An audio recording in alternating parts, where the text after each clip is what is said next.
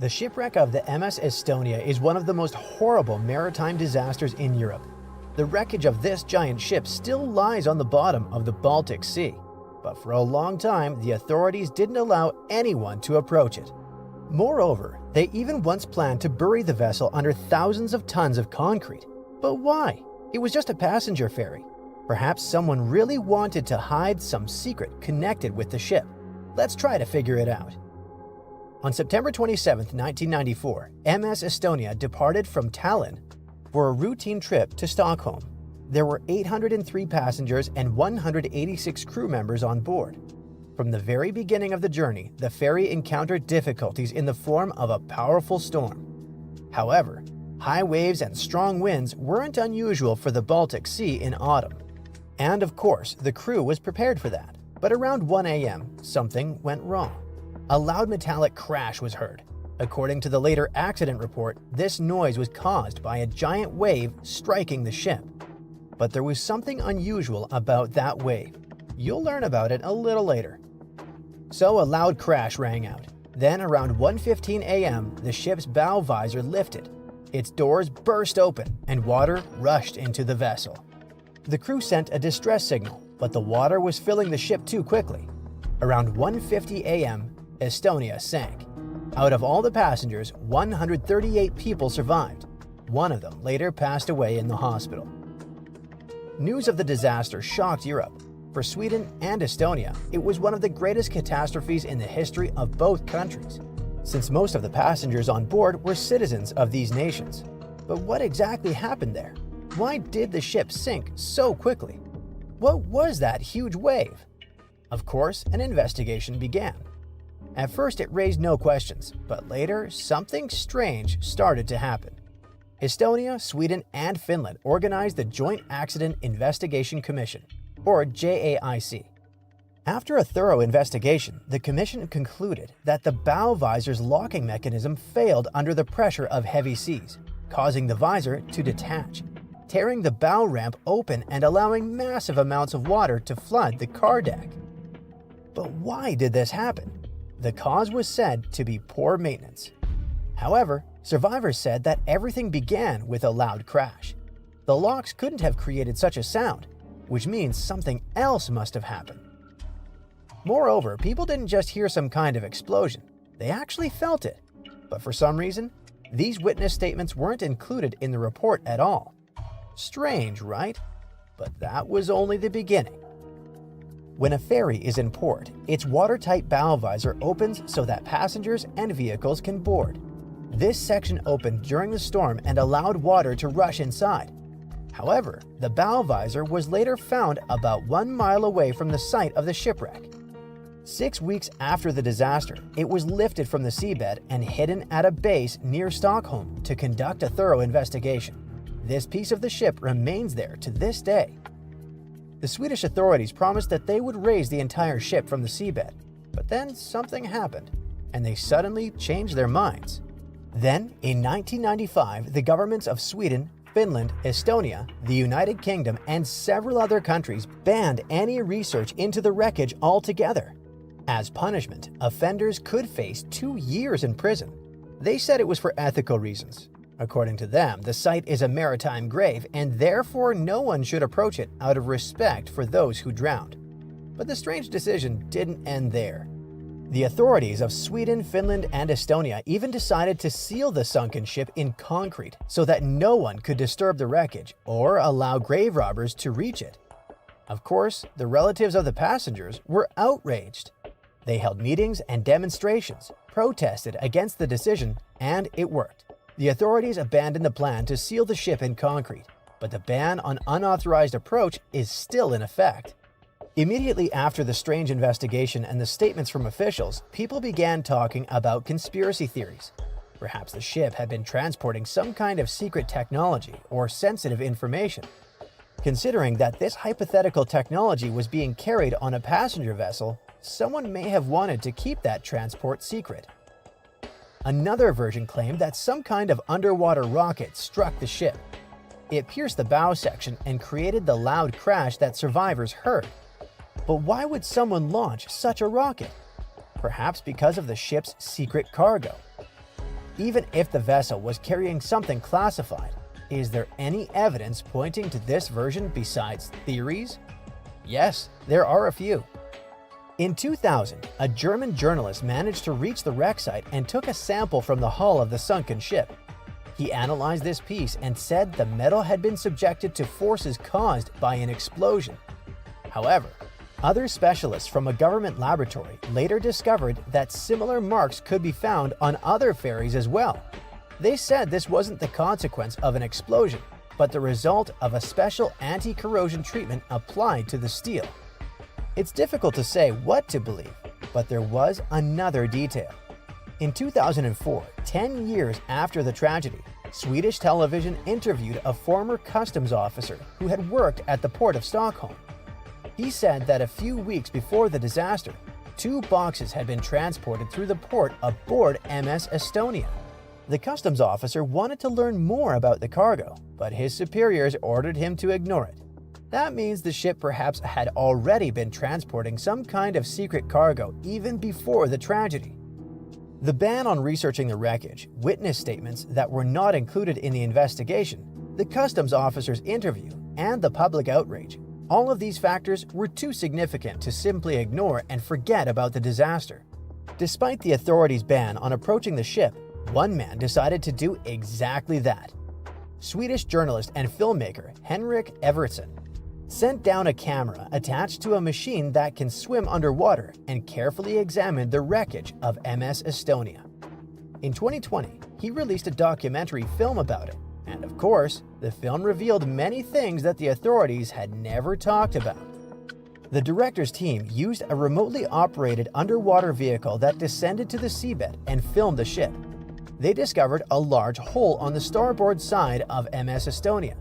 The filmmakers stated that such damage couldn't have been caused by waves, by the detached bow, or by the seabed. If the ship had struck rocks, it might have been believable, but according to the director, the wreck site consisted of deep, soft clay. They concluded that such a hole in the hull could have been caused by an object the size of a small submarine that collided with the ferry at high speed. Of course, this film couldn't be ignored by the authorities. They admitted that a new investigation had to be conducted. During 2021 and 2022, the authorities of Estonia, Finland, and Sweden organized several dives to the wreck site. They used special cameras, 3D laser scanners, and other advanced equipment.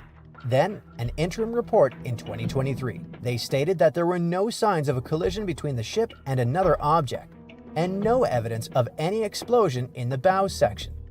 It was also reported that the vessel had been unseaworthy at the time of its final departure because of technical defects. Henrik Evertsson was arrested for illegally exploring the wreckage, but fortunately, he didn't receive a prison sentence. Instead, he was ordered to pay fines. In 2023, a television documentary about Evertsson's work was released. The film claimed that Henrik wanted to convince the audience that an unknown object had collided with the ship and used graphic materials that misled viewers. Perhaps he didn't do that. Perhaps the authorities were right. Or perhaps the conspiracy theories surrounding the ship are also true. To this day, no one knows exactly what happened to the MS Estonia on that ill-fated day. Nearly 140 years ago, some fishermen pulled pieces of a ship from Lake Michigan. But where was the rest of it? From that moment on, hunters spent years searching for the ghost ship. By the 1970s, the hunt reached a new level. One with a $1,000 reward offered to anyone who could find it. Still, nothing. It was as if the vessel had simply vanished into thin air. That is, until now. Researchers have finally found the shipwreck off the coast of Bailey's Harbor, Wisconsin. The ship called the F.J. King disappeared back in 1886. At that time, this 140-foot-long vessel had a very important job: transporting grain. Now you might think, grain? Really? That's it? Okay, sure, it's not like the ship was loaded with tons of gold or jewels, but we have to see the bigger picture. At that time, Wisconsin was known as America's breadbasket. The state produced huge amounts of food, especially wheat.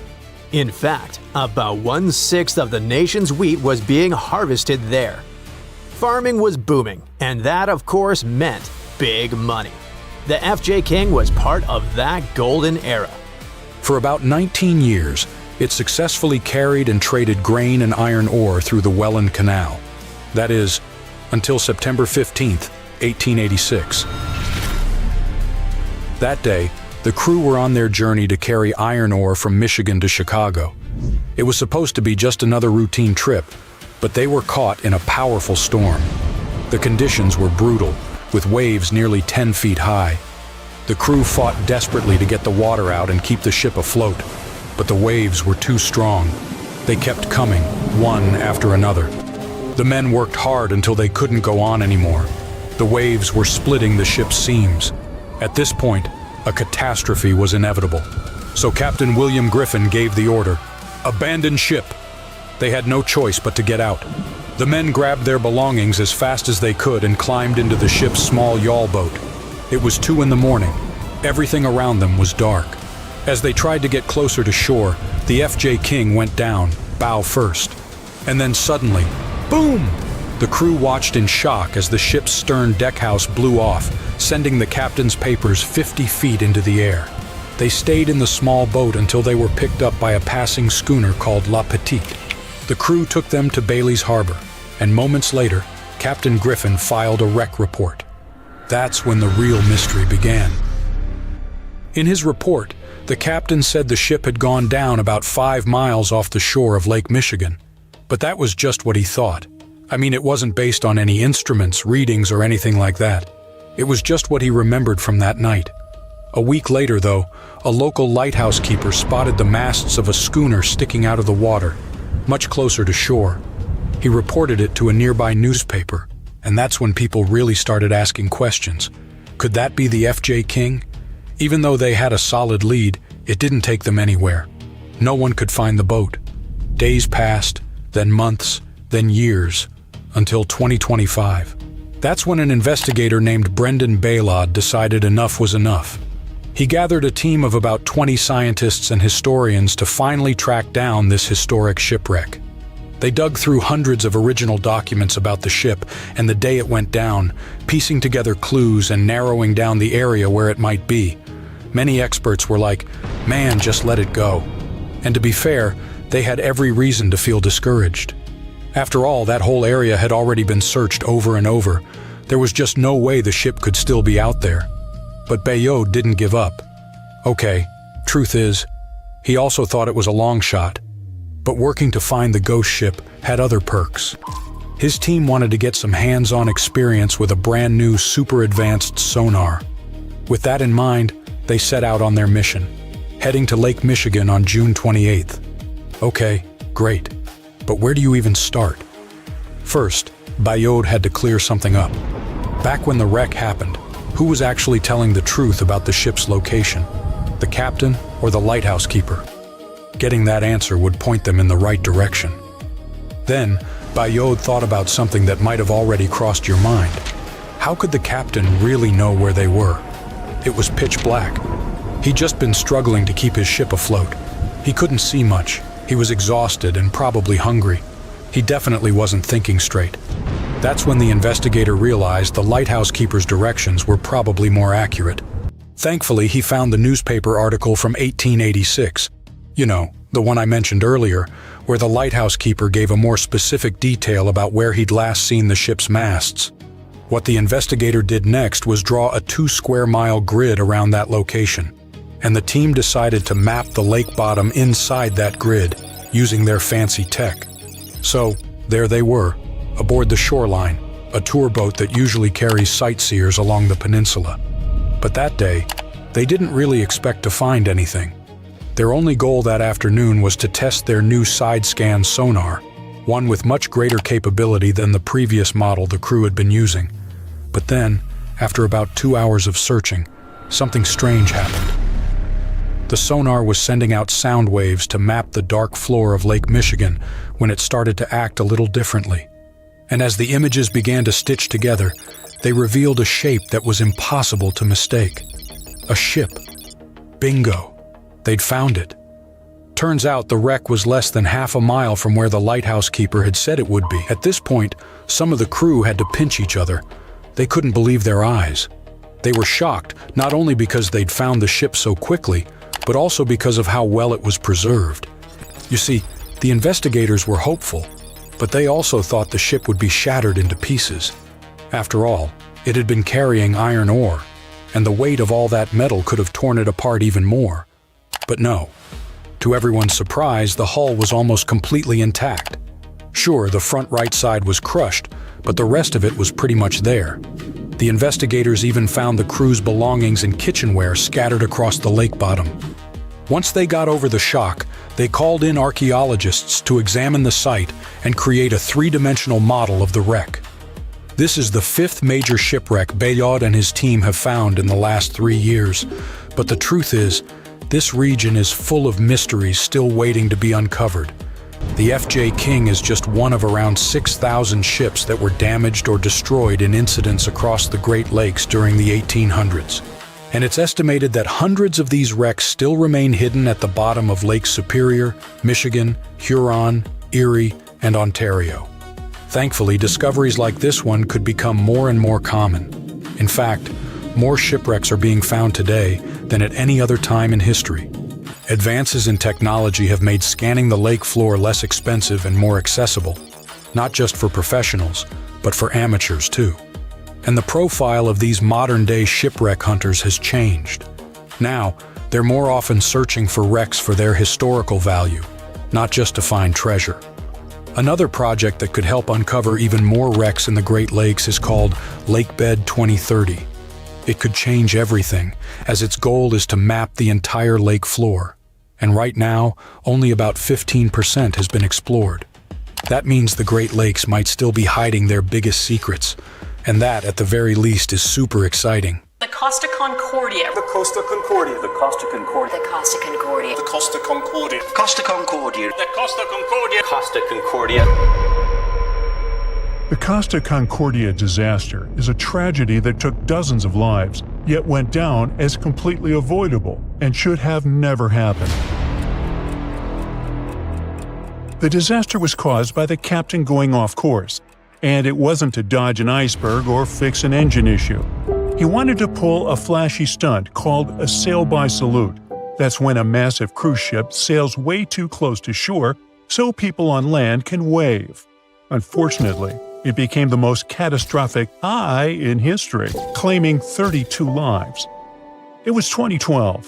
Over 4,000 people boarded the Costa Concordia for a chill 7-day Mediterranean cruise.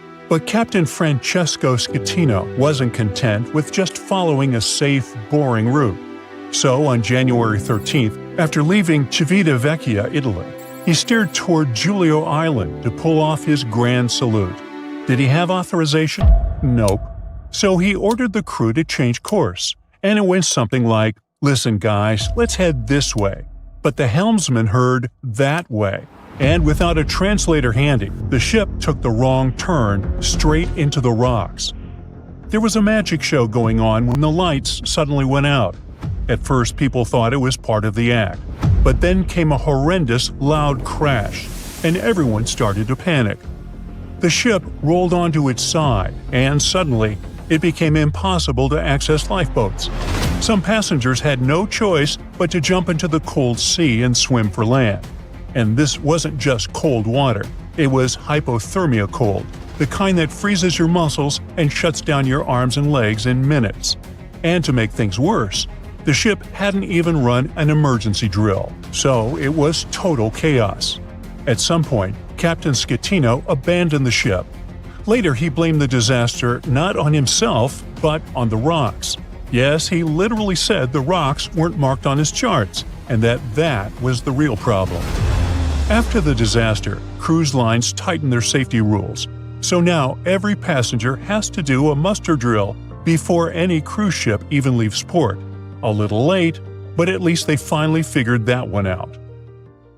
On December 19, more than 1,500 people perished.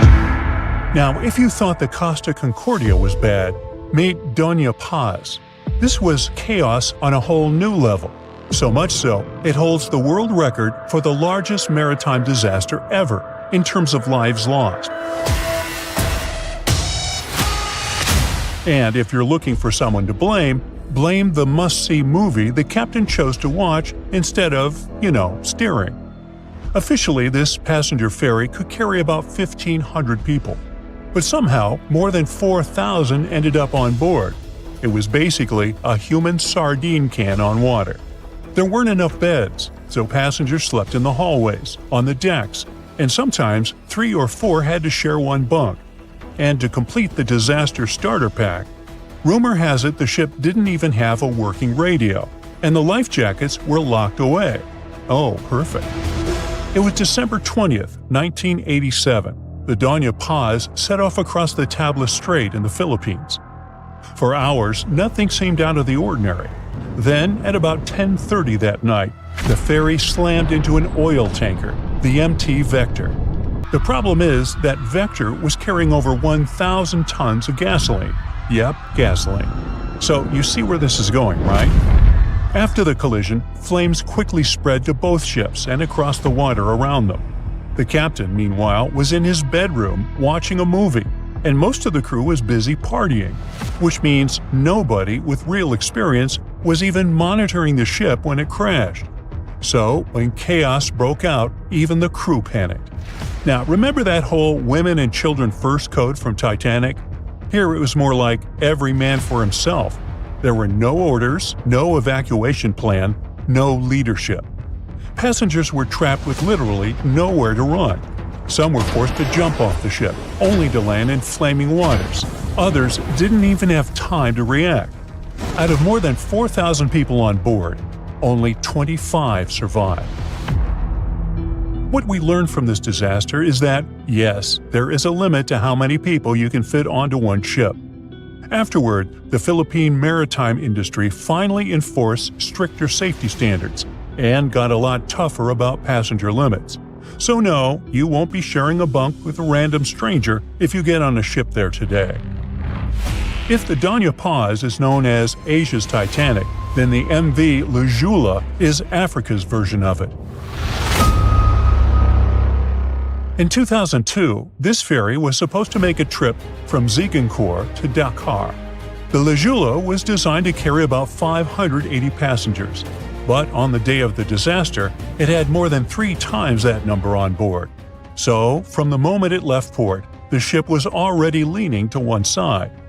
To escape the hot, overcrowded cabins, many passengers gathered on the upper deck, where students were chatting, playing cards, or flirting far from their parents' eyes.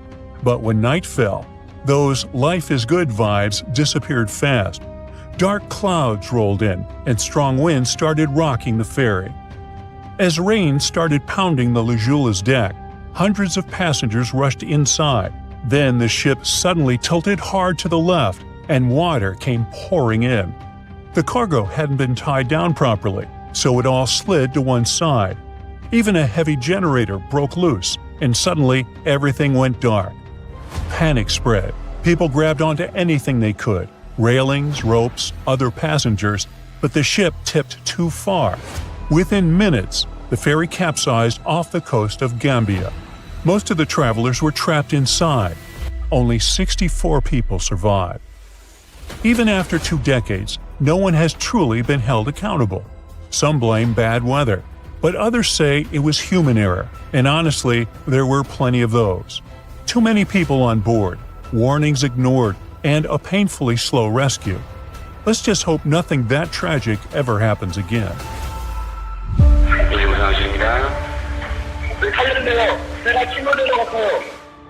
The last disaster on our list changed South Korea. We're talking about the MV Sewol. It was April 2014. A ferry carrying 476 people, mostly high school students, was supposed to be a fun trip to Jeju Island. You know, selfies, snacks, sea breeze. But instead, 304 people never made it home. Those who did survive were mostly rescued by random fishing boats and commercial ships nearby, because the official rescue team took about 30 minutes to show up. That's right, 30 minutes. And that delay was just one piece of a much bigger mess. This was a completely preventable disaster from the start. The trip started out fine. Then, around 8:48 in the morning, the seawall made a sharp turn and suddenly started tilting. But how sharp does a turn have to be to tip a massive ship like that? I mean, it's not a kayak. So clearly, something was already off. Turns out the seawall had been modified, like a DIY job gone wrong. The owners wanted more room for cargo and passengers, so they rebuilt the upper decks and boosted its capacity by over 100 people. Oh, and on that day, the cargo wasn't even properly tied down. So yeah, it was a disaster waiting to happen. When the ship tilted, all that extra cargo slid to one side, making it lean even more. Water rushed in, flooding passenger compartments.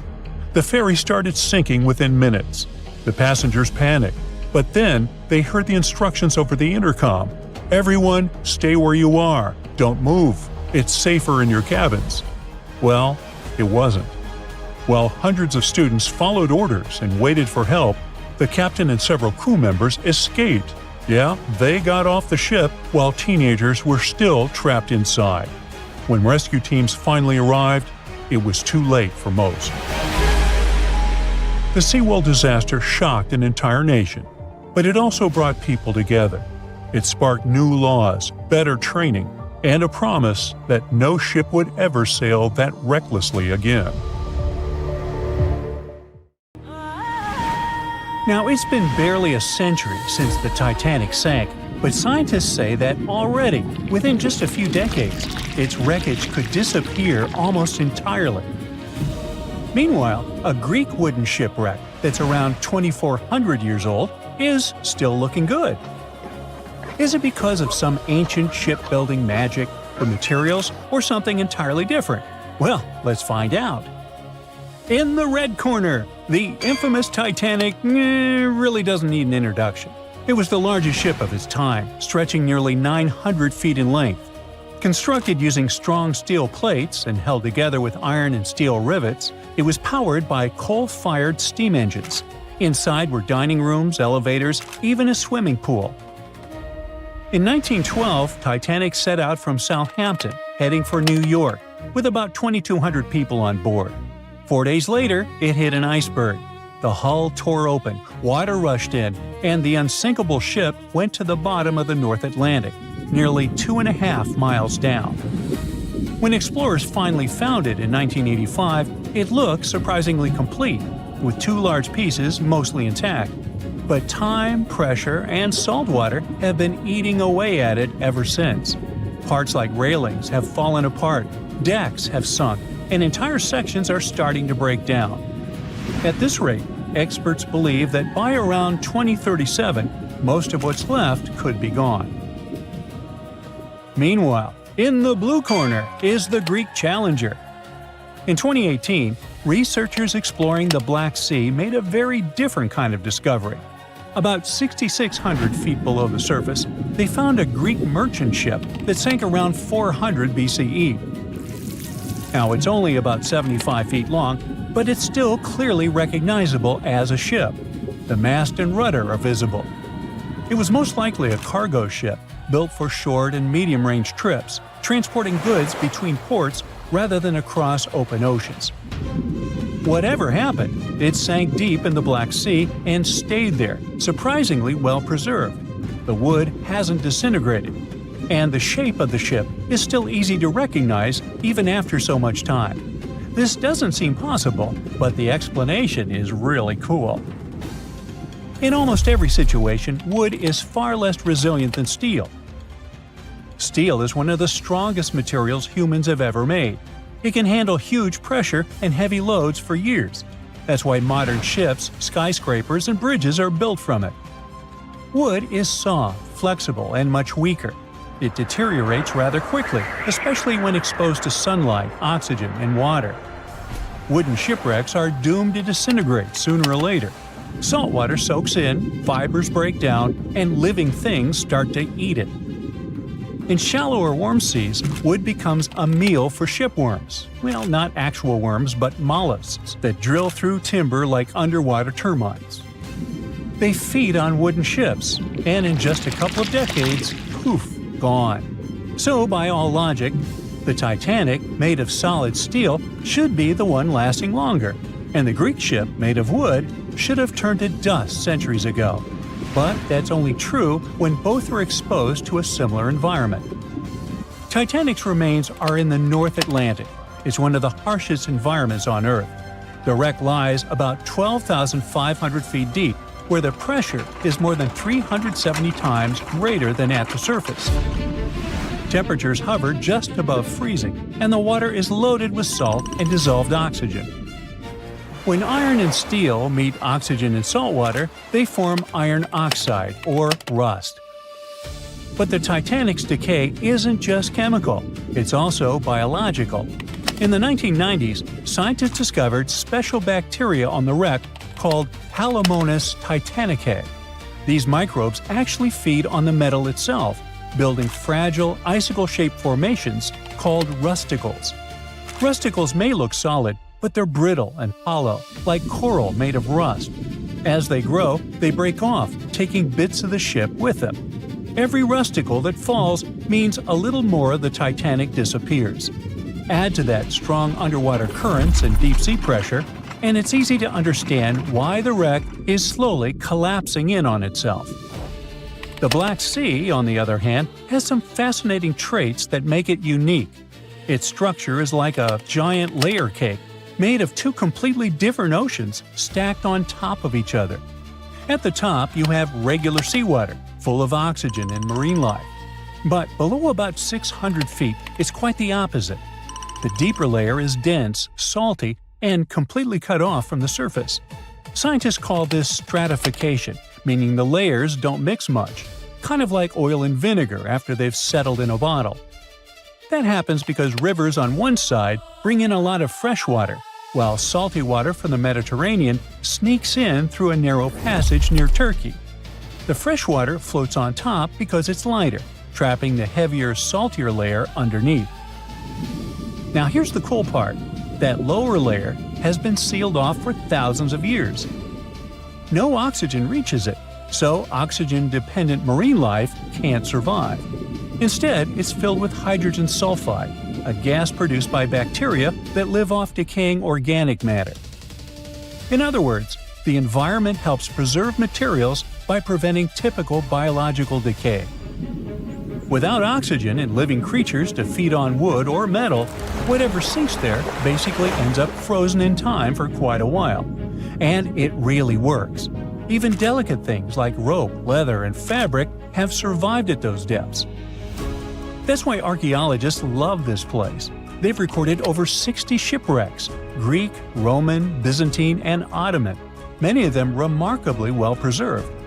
Ancient shipbuilders were true artists. They didn't have machines or metal welding, but they knew how to make wood strong enough to survive storms and long voyages.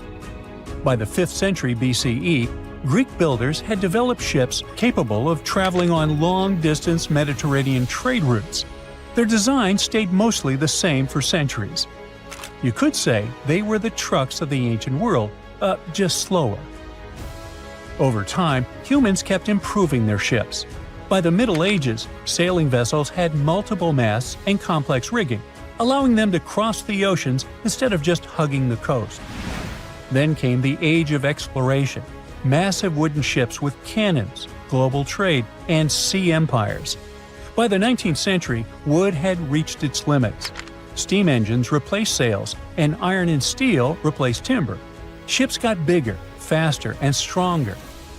When the Titanic was built in 1912, it represented the absolute peak of shipbuilding technology. It even had electricity. Even if the Titanic hadn't sunk, it wouldn't be sailing today anyway. Maybe it'd be a floating museum. One thing is certain, though, it would have been a vastly different movie. Today, scientists are racing to preserve both kinds of shipwrecks, the ones frozen in time and the ones fading fast. In the North Atlantic, robotic submarines are mapping the Titanic with 3D scans before the wreck collapses completely.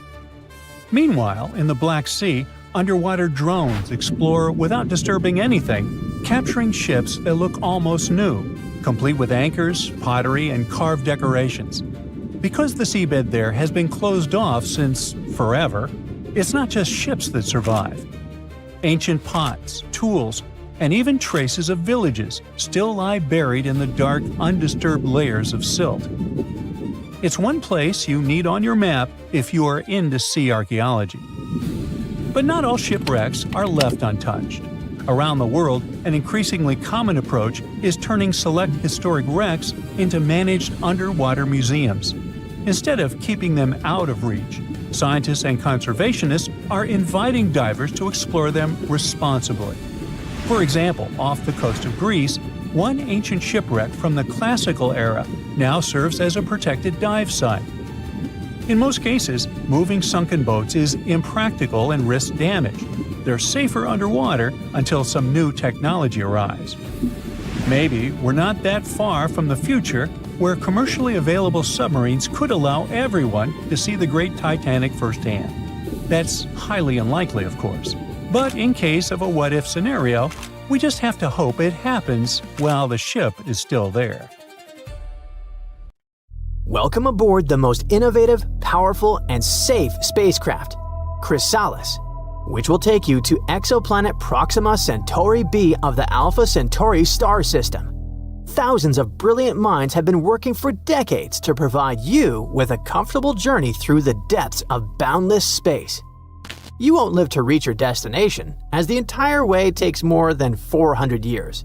But rest assured, your descendants will reach Proxima Centauri b completely healthy. Now let me give you a tour of the ship and show you how it works. To ensure that living conditions on Chrysalis are as close as possible to those on Earth, scientists equipped the ship with artificial gravity support. Thanks to the rotating hulls, you'll be able to walk here as if you're on your home planet. And the ship's length? A whopping 36 miles. Will definitely ensure you take long walks. You can sit on a bench in the park where botanists have planted flowers and trees grown on board. You can visit a library or have lunch at a cafe. You can meet your friends in the evening, or you can spend time at home watching documentaries about wildlife.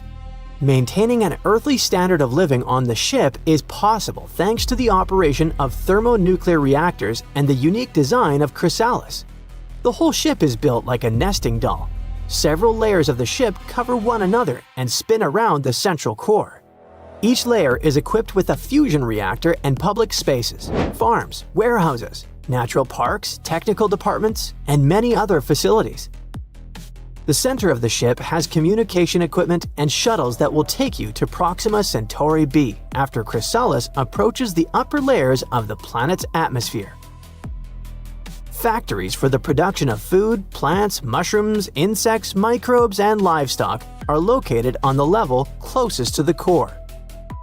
Earth's biodiversity is traveling with you to the neighboring star system.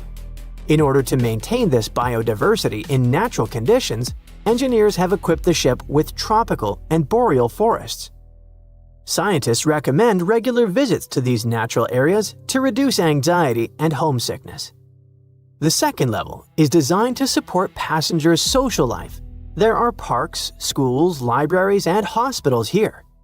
Community and spending time together should protect you from existential horror and distract you from realizing how far away you are from your home planet. The next level of Chrysalis has an air and heat circulation center. If the core is the heart of the ship, then this area is its lungs. Then there's a layer designed for waste recycling, construction, and numerous factories. There will always be something to do on the ship, and you will never be out of work. This means you will never face a financial crisis. The last and furthest level from the core works as a giant warehouse for storing various resources, materials, equipment, and machines. In order not to burden people with additional work at this layer, engineers placed robots with artificial intelligence here. The ship's complex and multi-layered systems work to provide the passengers with the feeling that they're on Earth. But if you want to remind yourself where you really are, you can go to the front part of Chrysalis, where engineers installed a so-called space dome with a gravity zone. Here you will have a great time with zero gravity, enjoying an incredible panoramic view of space. In order to maintain a stable demographic and not provoke overpopulation of the ship, it's necessary to have at least 1,500 people on board. That's 900 people fewer than the stated capacity. Engineers and pilots responsible for managing the spacecraft will be cooperating with artificial intelligence. But of course, no comfort makes sense without security. The chrysalis body has a cylindrical shape with a narrow front, which reduces the risk of impacts from small meteorites and space debris. Mobility, speed, and long flight time are provided by an engine working on a nuclear fusion isotope of helium and deuterium. It gives the ship a simultaneous boost of thrust and electrical power. Now, all your attention should be focused on the preservation of the human species. Over the course of 400 years, while the ship travels to its destination, several generations will change. Your kids and future descendants won't get the experience of living on Earth. Skilled teachers, engineers, and other professionals, along with artificial intelligence, will teach the next generation science, culture, and all the necessary knowledge that will help build our civilization in a new home. The success of the mission also depends on the psychological state of the passengers. For this reason, not everyone will be able to access the chrysalis board. To adapt the human brain to the conditions of terrestrial isolation, the first generations will need to spend approximately 70 to 80 years in a remote area of Antarctica. Obviously, after such a long period, many won't be alive anymore, but they will make their descendants ready for a space mission. The first generation will never see space and will spend their entire lives in the cold Antarctica. What kind of person can be prepared for this? Their renunciation of the world and sacrifice for the sake of other people will set an example of the highest manifestation of love. This fact adds more responsibility to your mission. You've just watched the presentation of the Chrysalis project, which won first place at the Project Hyperion Design competition. A group of specialists has prepared a well-thought-out plan to create a spacecraft capable of taking us to the nearest planet suitable for habitation. According to estimates, this ship can be built in 20 to 25 years. But first, people need to invent fusion reactors. This project is a practical instruction on how to start the expansion of space, or how it can work like Plan B in case a global catastrophe happens on our planet. But what is this planet that has captured the minds of scientists and astronomers? Could it potentially become our new home? Proxima Centauri b is located 4.24 light-years away. It's not easy for the human mind to imagine and realize this distance, but relative to the entire outer space, it's very close to Earth. 1 light-year is the distance that you travel during 1 year moving at the speed of light, which is approximately 983 billion feet per second. The distance Chrysalis would have to cover is about 25 trillion miles, and the time needed for this journey is about 400 years. The ship would accelerate during the first year of this long voyage, and it'd slow down for the last year of the trip. It'd be a long, risky, and very exciting journey, but the result would be worth it. Proxima Centauri b was discovered in 2016. Its mass is 1.1 times that of Earth, and it orbits its star every 11 days. The distance between the planet and its star is ideal for getting enough light and maintaining temperatures above the freezing point of water. But because of this proximity, there is a possibility that Proxima Centauri b is under a strong influence of gravity and orbits the star with one side, like the Moon orbits Earth. Anyway, the planet immediately attracted everyone's attention because it turned out to be very similar to Earth in many ways. Scientists used special computer models to study Proxima Centauri b. The same models are used to study the climate of our planet.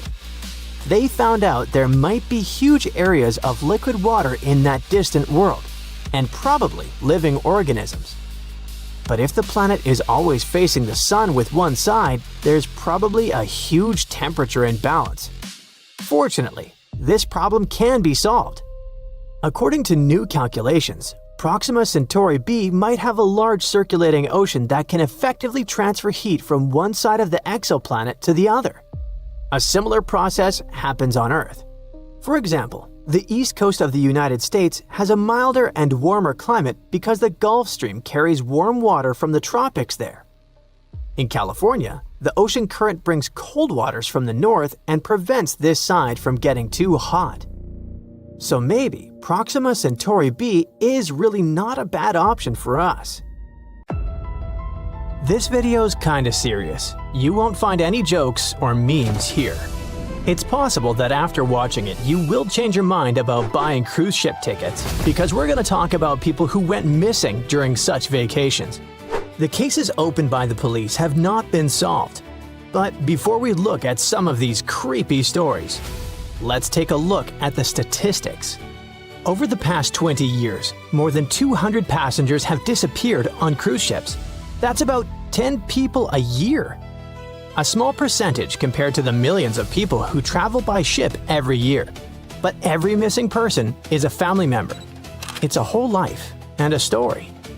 Most likely, there are many more such cases, but cruise companies sometimes don't want to spoil their reputation and talk about missing people, despite the fact that the US Department of Transportation maintains an archive of such incidents. So, let's get to the first case, the disappearance of Amy Bradley. Some of you have probably seen the documentary about this girl who disappeared on board the Royal Caribbean Rhapsody of the Seas cruise ship. March 23, 1998. It was a luxurious trip to the Caribbean where Amy went with her family. Delicious food, beautiful views, cocktails, parties, and lots of amazing people. Amy was having a great time. But then, the morning of March 24th came, and the girl disappeared. On March 23rd, 23-year-old Amy was hanging out with her brother at the ship's nightclub.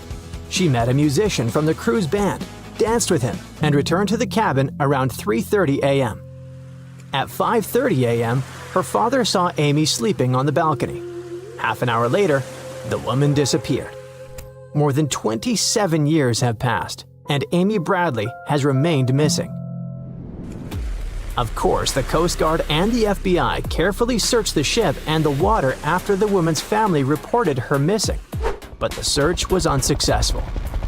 Investigators questioned the musician Amy had been dancing with, but no charges were brought against him. There were no clues about what had happened to the girl or who might have been involved in her disappearance. The case became so well known that movie makers made a documentary about her. Thanks to the publicity, various theories began to appear about what could have happened to Amy. One of the most popular versions was that someone had abducted her for evil purposes. There were reports that someone had seen her in Barbados. In January 1999, more than 10 months after her disappearance, someone said they'd seen a girl who looked like Amy on the island of Curacao, and that she'd been asking for help. A girl's face that looked like Amy's appeared on the internet, but none of these clues led to solving the mystery. The FBI announced a reward of up to $25,000 for any information that would help find Amy. The search is still ongoing. Another story happened on May 12, 2005. 71-year-old Hu Pham and 67-year-old Hu Tran went on a Carnival Cruise Line's Destiny cruise in the Caribbean with their daughter and granddaughter. The vacation was going great until the elderly couple disappeared from the ship. The book that Hu Tran had been reading was found on one of the ship's decks. The crew members also found the couple's shoes and Tran's wallet. Even after a thorough search of the vessel, no other traces were found.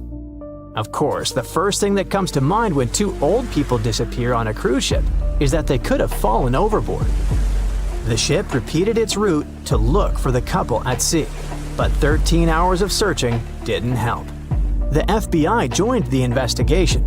Detectives were trying to find who might have wished harm on Pham and Tran. They interviewed witnesses and many of the ship's passengers, but there were no suspects. There was no reason to think that a third person was involved in this mystery. The Pham and Tran family is still trying to solve this mystery, but all official investigations have stopped.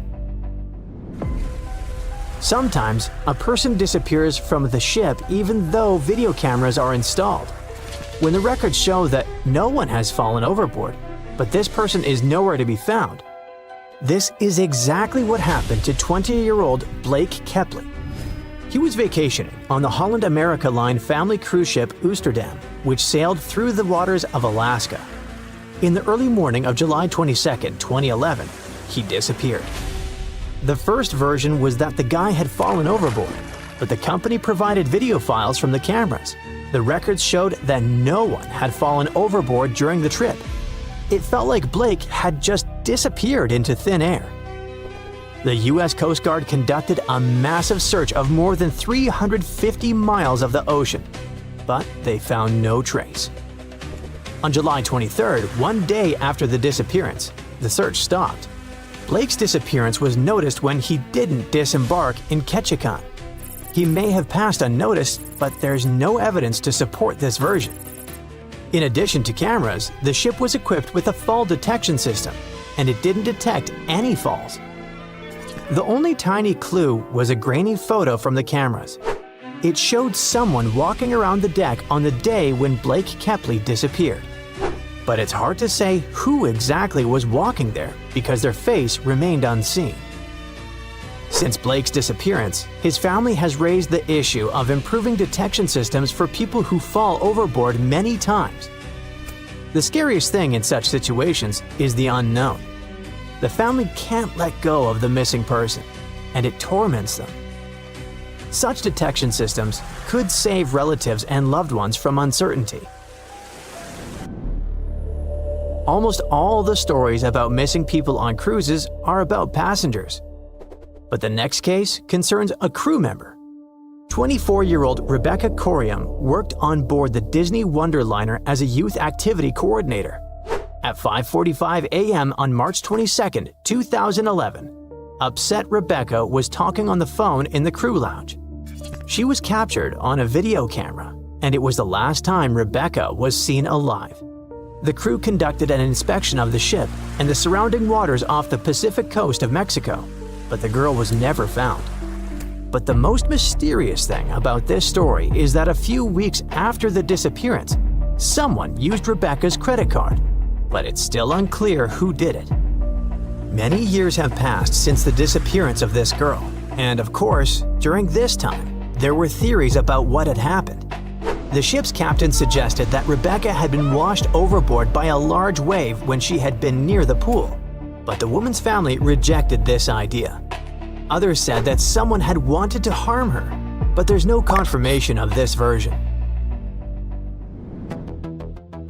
Angelo Faliva worked as the first chef in the kitchen of the Coral Princess liner.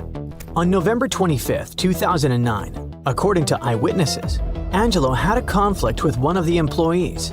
At about 8:15 p.m., Angelo was talking to two passengers in the dining room and then returned to the kitchen. Then someone saw him enter an elevator going down to the lower decks, which were open only to the liner's employees. No one has ever seen Angelo Faliva since. The situation is complicated by the fact that there were no cameras in the employees' areas. There were no cameras in the restaurants either, so there were no clues about what had happened to this man. "I'm going to the pool," 21-year-old Ariel Marion told her mother on the eve of her disappearance. After these words, her mom took a nap. When she woke up, her daughter was no longer on board. The search didn't reveal any details, but one of the passengers saw someone or something fall from the upper deck into the open sea. The girl was never found. The version of falling overboard is the most likely. It's June of 1857. A fierce storm slams into Gechen Bay, Australia, and rips apart a Dutch ship weighing 800 tons. Part of the crew tries to escape in a small boat, but only 9 of the 25 men on board survive. Now, many years later, researchers believe they've found this long-lost gold rush shipwreck. Yep, this ship is tied to one of the most dramatic high-stakes chapters in Australia's history. We're talking about the shipwreck of Koning Willem de Tweede, a vessel built back in 1840. This historic ship discovery is a big deal since it's now considered a real treasure in the world of underwater archaeology in Australia. Let me tell you why. By the middle of the 19th century, Dutch ships were carrying not just goods, but also people from Asia who were hoping to start a new life in Australia. And they were all chasing one thing: gold. Yep, the precious metal was discovered in Australia in 1851. Well, officially at least. It was actually found a few years earlier, but let's just say the authorities decided to keep that little detail away from the newspapers. Anyway, the big public discovery happened in 1851 when an Australian gold prospector named Edward Hammond Hargraves led an expedition in the New South Wales region, and he chose to tell everyone about his find. And just like that, the gold rush began. News spreads fast, so people start arriving from everywhere: Britain, Ireland, Germany, the Netherlands, and also from China. It's estimated by that time around 20,000 Chinese had made their way to the goldfields in Victoria. By 1861, about 3% of the Australian population had been born in the Asian country. Most of them came from the southern region of Guangdong, which was going through a really tough time back then. They'd been through it all: foreign invasions, massive floods, serious food shortages, you name it. Many people had lost everything. Their money was gone, their homes destroyed. They couldn't even afford a bite to eat. There was no clear way out of the poverty they were stuck in. But then, word started to spread. There was a goldfield somewhere in a distant British territory. They heard stories from people all over the world going there, that it was peaceful, full of opportunity, and that the land itself had everything you could need. It sounded like a dream. Before long, they began calling it Xinjin Shan, or New Gold Mountain. So, many scraped together what little they had left to reach Australia and start over. It was a shot at a better life, a chance to lift entire families out of poverty. But getting there wasn't cheap or easy. They had to travel in huge ships, and the average trip from Guangdong province took about 3 months to reach Sydney or Melbourne. At some point, Australian authorities decided to impose a tax on Chinese arrivals. Every passenger who disembarked at Victorian ports had to pay a £10 poll tax. So what do you think happened? The routes changed, of course.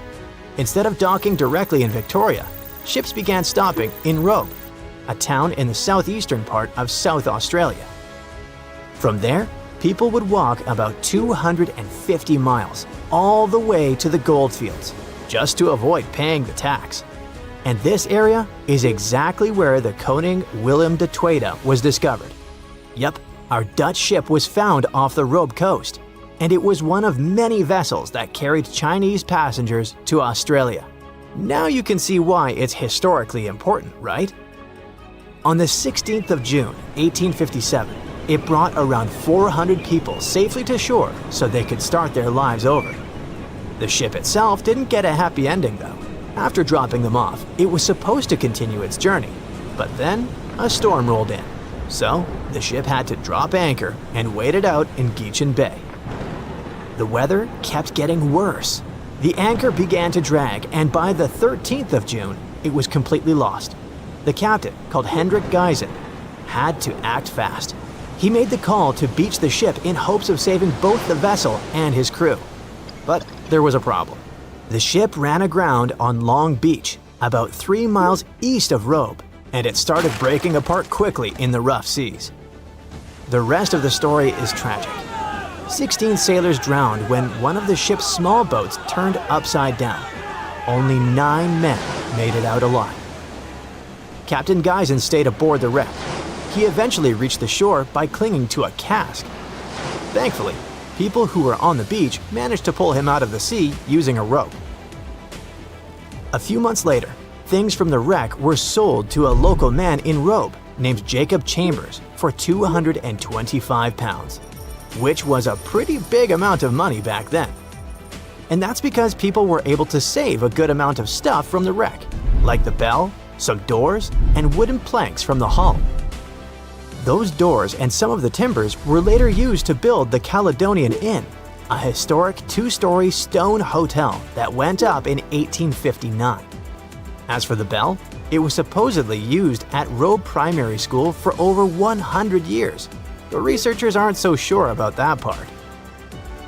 What we do know is that most of the ship's remains were still missing, until now. After 3 years of hard work, a team affiliated with the Australian National Maritime Museum believes they have finally found the Koning Willem de Tweede. The project kicked off in April of 2022, and its main goal has been to search for, locate, and carry out an archaeological survey of the shipwreck's remains. To do that, they mainly used 2 tools: underwater metal detectors and a marine magnetometer, a device that detects changes in the magnetic field of the seafloor. Soon, this technology started picking up a bunch of anomalies in the area where the shipwreck was believed to be. And by anomalies, I mean weird signals. Clues that something might be buried under the seabed, probably hidden under layers of sand or mud. They believe those signals were coming from the iron parts of the ship's windlass. That's a big winch at the front of the ship used to pull up the anchors. Some of those pieces were sticking up slightly from the seabed, along with a partially exposed iron frame. They also spotted a well-preserved wooden plank underneath the windlass, which suggests that more of the ship's hull is still down there, just buried under the sand. So why do they feel confident that this wreck is the Koning Willem de Tweede? Well, basically for 3 reasons. First, the location. The spot where they picked up those signals lines up with historical accounts of where the ship went down. And it just so happens to be the only known shipwreck in that part of Long Beach. Second, the size. The cluster of magnetic signals roughly matches the ship's documented length, which is about 140 feet. Third and last reason, they found pieces of Chinese pottery from the 1800s right on the beach next to the site. When you put all those facts together, it basically screams Koning Willem de Tweede. That's why the team feels so confident they've finally discovered this historic ship. But even though they have good reasons to believe it, more research still needs to be done, so they're planning future visits to the site to keep monitoring things. The goal is to check the ship's condition and look for more parts of the hull or artifacts that might get uncovered as the seabed shifts over time. Let's hope they get lucky next time around. For years, the world's most valuable shipwreck was just a legend, until now.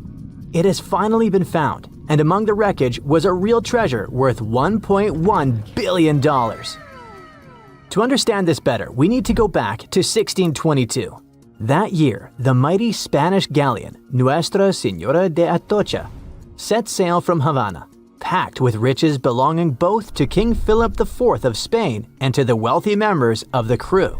We're talking about gold, silver, copper, and emeralds from Colombia, Peru, Mexico, and Venezuela. The cargo was so large, totaling more than 40 tons, and so vast that it took 2 months to transport it to the ship. The ship was also packed with people. There were 265 people on board. At first, everything went well, but then came the Florida Straits and trouble. The crew found themselves lost in the night that was not only cold, but also stormy. And before long, they were facing a powerful hurricane. The wind tore the masts apart. Giant waves destroyed the rudder, and soon, the Atocha was sinking toward the darkness of the seabed. The disaster that night meant a huge loss of wealth for King Philip IV, but even worse was the loss of life. Of the original 265 crew members, only 5 survived. They managed to climb up the mizzen of the ship, the only part that remained above water. With all that treasure gone, the Spanish were quick to spring into action and devised a salvage operation. 5 ships were sent to recover the cargo. The plan seemed simple and easy. After all, the hatches were securely locked, so the treasure could still be there. But almost immediately, things went wrong. For example, one of the 5 ships ran aground before it could even begin its journey. In the end, the search dragged on for 60 years and many factors contributed to the mission's failure. That may not seem so bad today, but back then, divers didn't have the technology or safety equipment that we have today. Exploring the seabed was risky, and more often than not, it led nowhere. While searching for the Atocha, the rescuers found traces of another vessel, the Santa Margarita, the Atocha's sister ship. Another hurricane passed through the region a month after the sinking. The seabed became a jigsaw puzzle with pieces of the ship scattered everywhere. The rescue mission became almost impossible.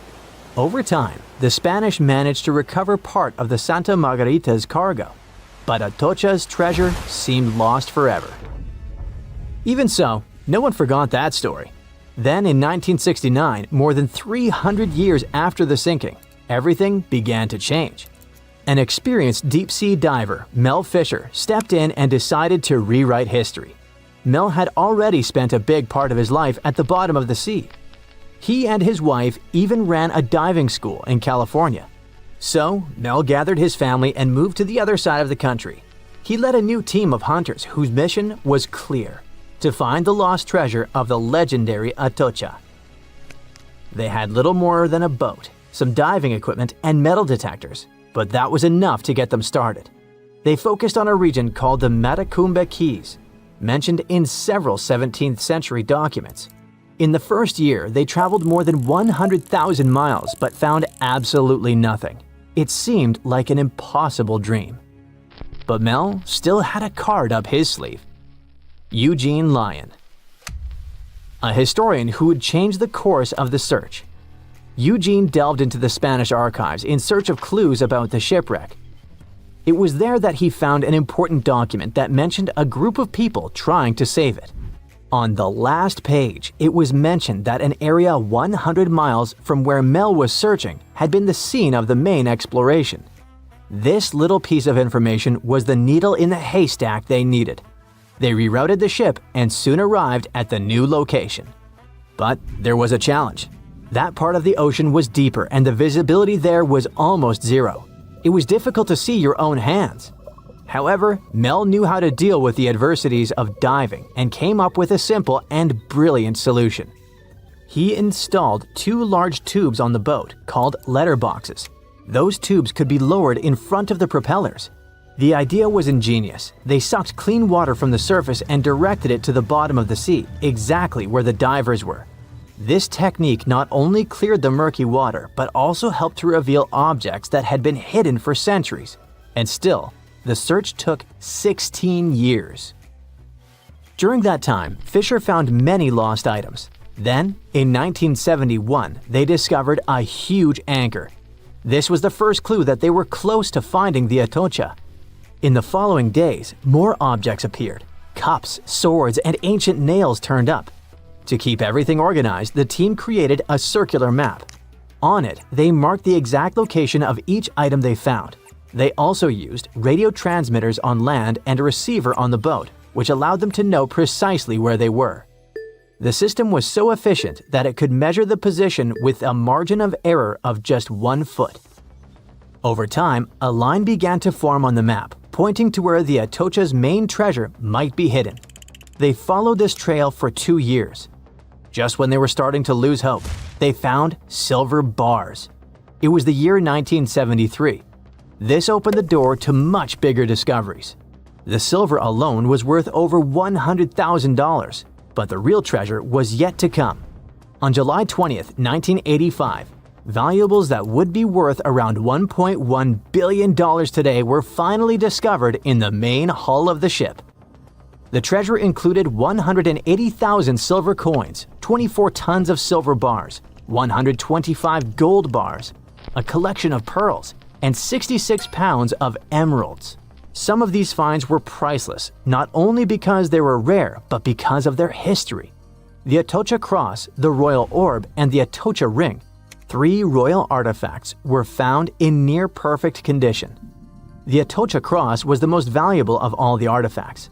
It had 9 brilliant green emeralds set in 22-karat gold. A true treasure from the past, shining once again after centuries underwater. Soon after the discovery, the state of Florida thought, wait a second, we want a piece of that treasure. They went to court, demanding a whopping 25% of the value. A bitter legal battle ensued, and it lasted 8 years. It even went all the way to the Supreme Court. But in the end, treasure hunter Mel emerged victorious. He was even invited to The Tonight Show, showing off a massive gold chain found in the wreckage, wrapped around his waist like a belt.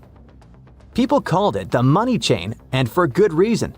The find was so big that the wreck was declared the world's most valuable by the Guinness Book of Records in 2014.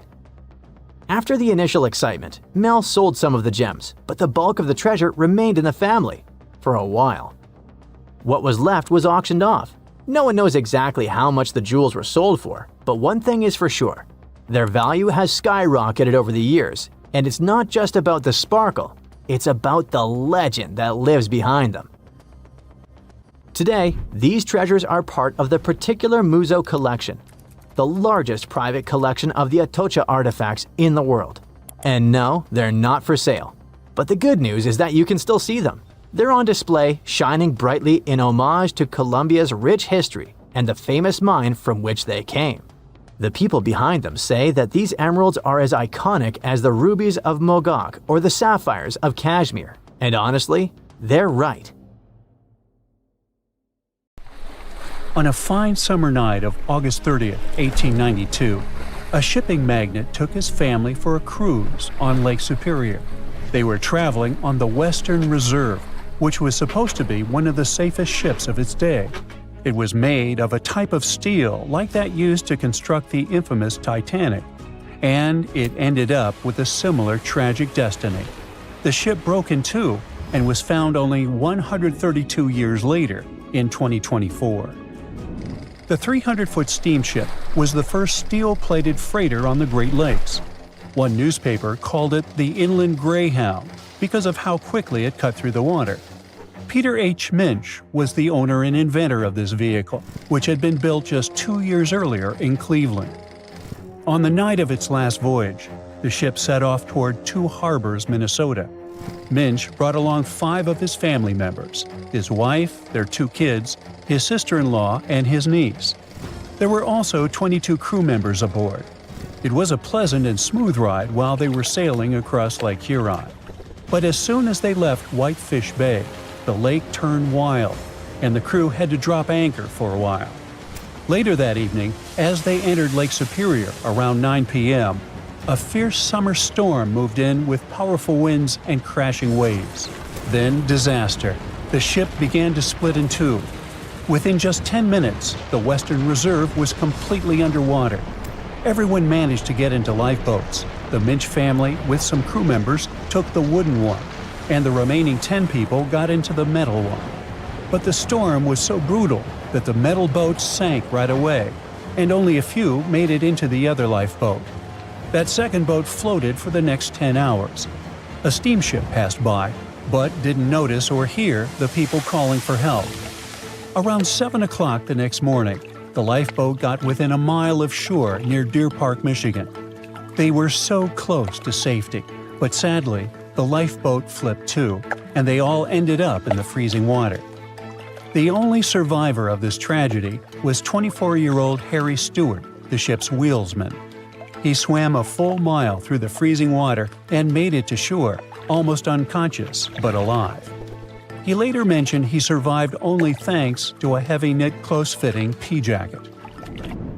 The Western Reserve was lost for over 100 years until a couple of determined explorers finally tracked it down. They spent over 2 years searching non-stop for the wreck off Michigan's Upper Peninsula. Daryl and Dan Ertl found it using a side-scan sonar that looks half a mile out on each side. One day, they saw a tiny blip on the left side of the scan. It was small, but Daryl measured the shadow, noticed that it was about 40 feet tall, and realized it must be something important. So they turned back and scanned directly over the spot. They saw cargo hatches and the wreck that looked like the ship had snapped in two, with one half lying on top of the other in an almost impossible position. Each piece measured around 150 feet long. and once they checked the width, they knew for sure that they had just found the legendary Western Reserve. Historians are still not sure why the vessel, that was supposed to be unsinkable, suddenly snapped in half, but they have a few solid theories. One idea is something called hogging. It happens when the ship rides up over a giant wave and the bow and stern are left hanging in the air with nothing underneath to support them. That puts a large amount of pressure on the middle, and it bends down like a stick when you're pulling both ends. Another plausible reason concerns the steel the vessel was made of. Back then, steel was the hot new substitute for iron. But quality control wasn't perfect. Some steel plates weren't made very well, which could have caused a serious weak point in the ship's body. There's also the chance that the ship didn't have enough ballast, which is the weight used to keep it stable, or maybe it wasn't balanced correctly. Sadly, just 8 weeks after the Western Reserve tragedy, another vessel that had been built at the same time with similar mill runs of steel plate repeated the destiny of its twin. The W.H. Gilcher was a steam freighter used to transport cargo between ports on the Great Lakes. It set out on what was supposed to be a routine trip on October 26, 1892. Loaded with over 3,000 tons of coal, the ship left Buffalo heading for Milwaukee. Captain Leeds H. Weeks and a crew of 18 were on board. Everything seemed normal at first, and by the afternoon of October 28th, the ship passed through the Straits of Mackinac and entered Lake Michigan. It was expected to reach Milwaukee by the 30th, but it never made it. A massive storm slammed into Lake Michigan and Lake Huron on October 28th and 29th, and created havoc on travel plans for many ships. When the storm finally passed and boats started pulling into port, people began to piece together what happened to the W.H. Gilcher. One captain who was sailing nearby on his schooner said he saw a large steamer battling the storm about 20 miles northwest of North Manitou Island around 8 p.m. on the 28th. The ship looked helpless, and there was no movement or sign of life. Another captain later saw furniture and parts of the ship's bridge floating in the lake near South Manitou Island. Then 2 more steamers picked up broken pieces of W.H. Gilcher's pilot house in the same area. It became clear that the storm had destroyed the freighter, and tragically, no one survived. The Great Lakes are a hot spot for shipwrecks, and there have been between 6,000 to 10,000 of those starting in the 17th century. Back in 1679, the Greyhound became the first European vessel to vanish without a trace on the lakes. It sailed all the way from Buffalo, New York, to Green Bay, Wisconsin, passing through Lake Erie, the Detroit River, Lake St. Clair, and Lake Huron before reaching Lake Michigan. After a stop in Green Bay, it started heading back, and then it was never seen again. In 1975, one of the most famous shipwrecks happened when the massive 729-foot ore carrier SS Edmund Fitzgerald sank in Lake Superior. A fall storm was supposed to stay far south of their route, but things changed fast. Another freighter, the Arthur M. Anderson, was following behind and kept in radio contact with the Fitz's captain, Ernest McSorley. By the afternoon of November 10th, waves were smashing over the deck, and wind gusts at over 80 miles per hour were hitting both ships hard. By 7:20 p.m., the Anderson couldn't reach the Fitzgerald by radio anymore, and it had vanished from radar. There was no distress call, no warning.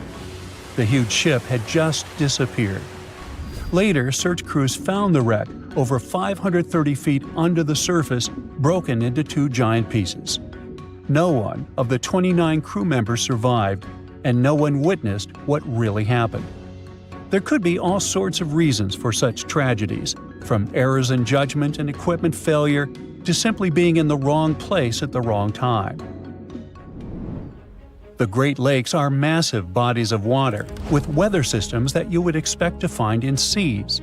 These inland seas sit deep in the middle of the continent, and hurricane-strength winds and powerful storms form here. Many of them hit in November and December, when the waters are still warm from the summer but Canadian cold air is starting to push down. There's a huge difference in temperature between the air and water. This difference and strong winds lead to massive waves. Plus, ice forms more easily in fresh water than in salt water. It builds up on ships quickly, and crew members also have to get around tricky ice waters. Water levels here are also unstable. In wet years, storms are more likely to happen, and this makes the risk of damage or disaster higher. 360 years ago, a massive British ship, the London, blew up in the Thames estuary.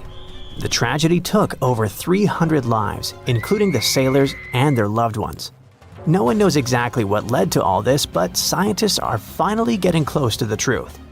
Divers accidentally found an exceptionally well-preserved bronze cannon from the ship. This cannon, that was buried in silt and clay for centuries, could have all the answers. The London was a service ship built for the Navy of the Commonwealth of England. It set off on its first journey in June 1656. The ship played a huge role in British history as it was part of a convoy that went to the Netherlands in 1660 to collect Charles II and restore him to the throne. 5 years later, in March 1665, it was traveling from Chatham to Hope. From there, the Admiral Sir John Lawson was supposed to take it to the sea. But just before reaching the buoy of the Knower, the gunpowder suddenly blew up on the ship. About 25 people who were in the roundhouse and coach survived, but over 300 drowned. The ship broke into 2 pieces.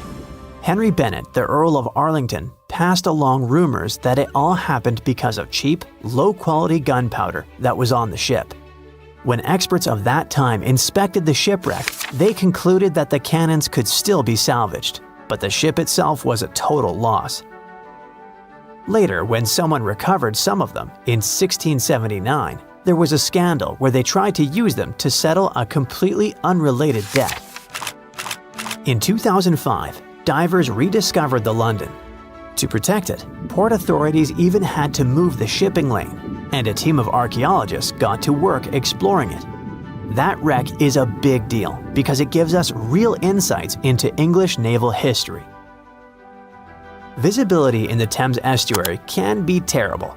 Sometimes you can't even see a foot and a half in front of you. Working on the site is also super tough because it's in a crazy tidal environment, and a busy shipping lane, where huge cargo ships constantly pass by, is still near. So when a cannon suddenly appeared, stuck deep in the clay, it meant the conditions had to be absolutely perfect. Experts believe the find is from the Commonwealth era, and it's medium size, about 8 feet 6 inches long. It was part of a special set made specifically for the London and was placed on the ship's lower deck. Every single gun carriage on the London was one of a kind because all of its cannons came from different countries and different periods in naval history. Big cannons were really rare and crazy expensive to make since they needed tons of bronze or iron and had to be individually cast.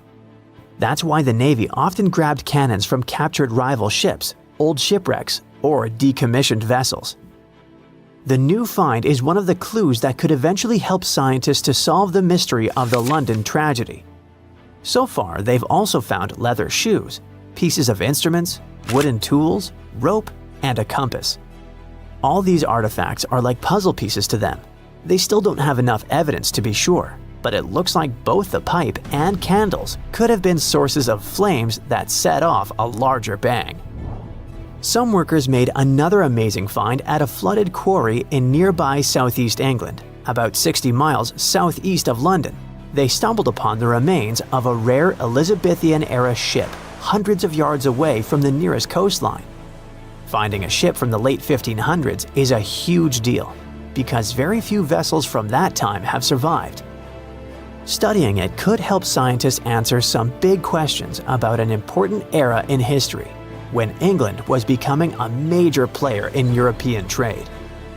Today, the quarry site is about 1,000 feet from the sea, but back in the 1500s, it was actually part of the coastline. Archaeologists think the ship either wrecked on a rocky headland or someone dumped it there when it was too damaged to sail anymore. Scientists haven't identified it yet, but they studied over 100 pieces of its wooden hull, reading the tree rings, and found that it was built from English oak trees cut down between 1558 and 1580. At that time, Northern Europe was switching from the old clinker method, where the planks overlapped like fish scales, to the carvel style from the Mediterranean, where the planks are smooth and flush against each other, nailed to an internal frame. Old wood usually rots away pretty fast when it's exposed to air or water. But if it's buried under a thick, oxygen-free layer of mud or silt, it can survive for centuries. That's exactly what happened here. The team is using laser scanning and digital photography to document everything about the wreck. Once they finish their research, they plan to rebury the timbers under the silt in the Quarry Lake, so the ship can stay there safe for many more centuries to come. A team of archaeologists in Norway found a ship in an even more unexpected location, in a flat field. There's a hill nearby called Gel Mound. It's actually a huge burial monument that the Vikings themselves had built. The farmer who owns the field wanted to dig some drainage ditches, but first, he needed experts to check for anything important underground. Archaeologists used a high-resolution georadar attached to a tractor-like vehicle. When they scanned the field, they discovered that it used to be packed with burial mounds, at least 8 new ones nobody had ever found before. And beneath one of the mounds, the radar picked up the outline of a ship. Back in Viking times, ships were super valuable, so they only buried them with really important people. Scientists have only found 3 boat burials in all of Norway before, and this is the first new one in years. The team believes this ship is from Viking times, probably between the years 500 and 1000 CE.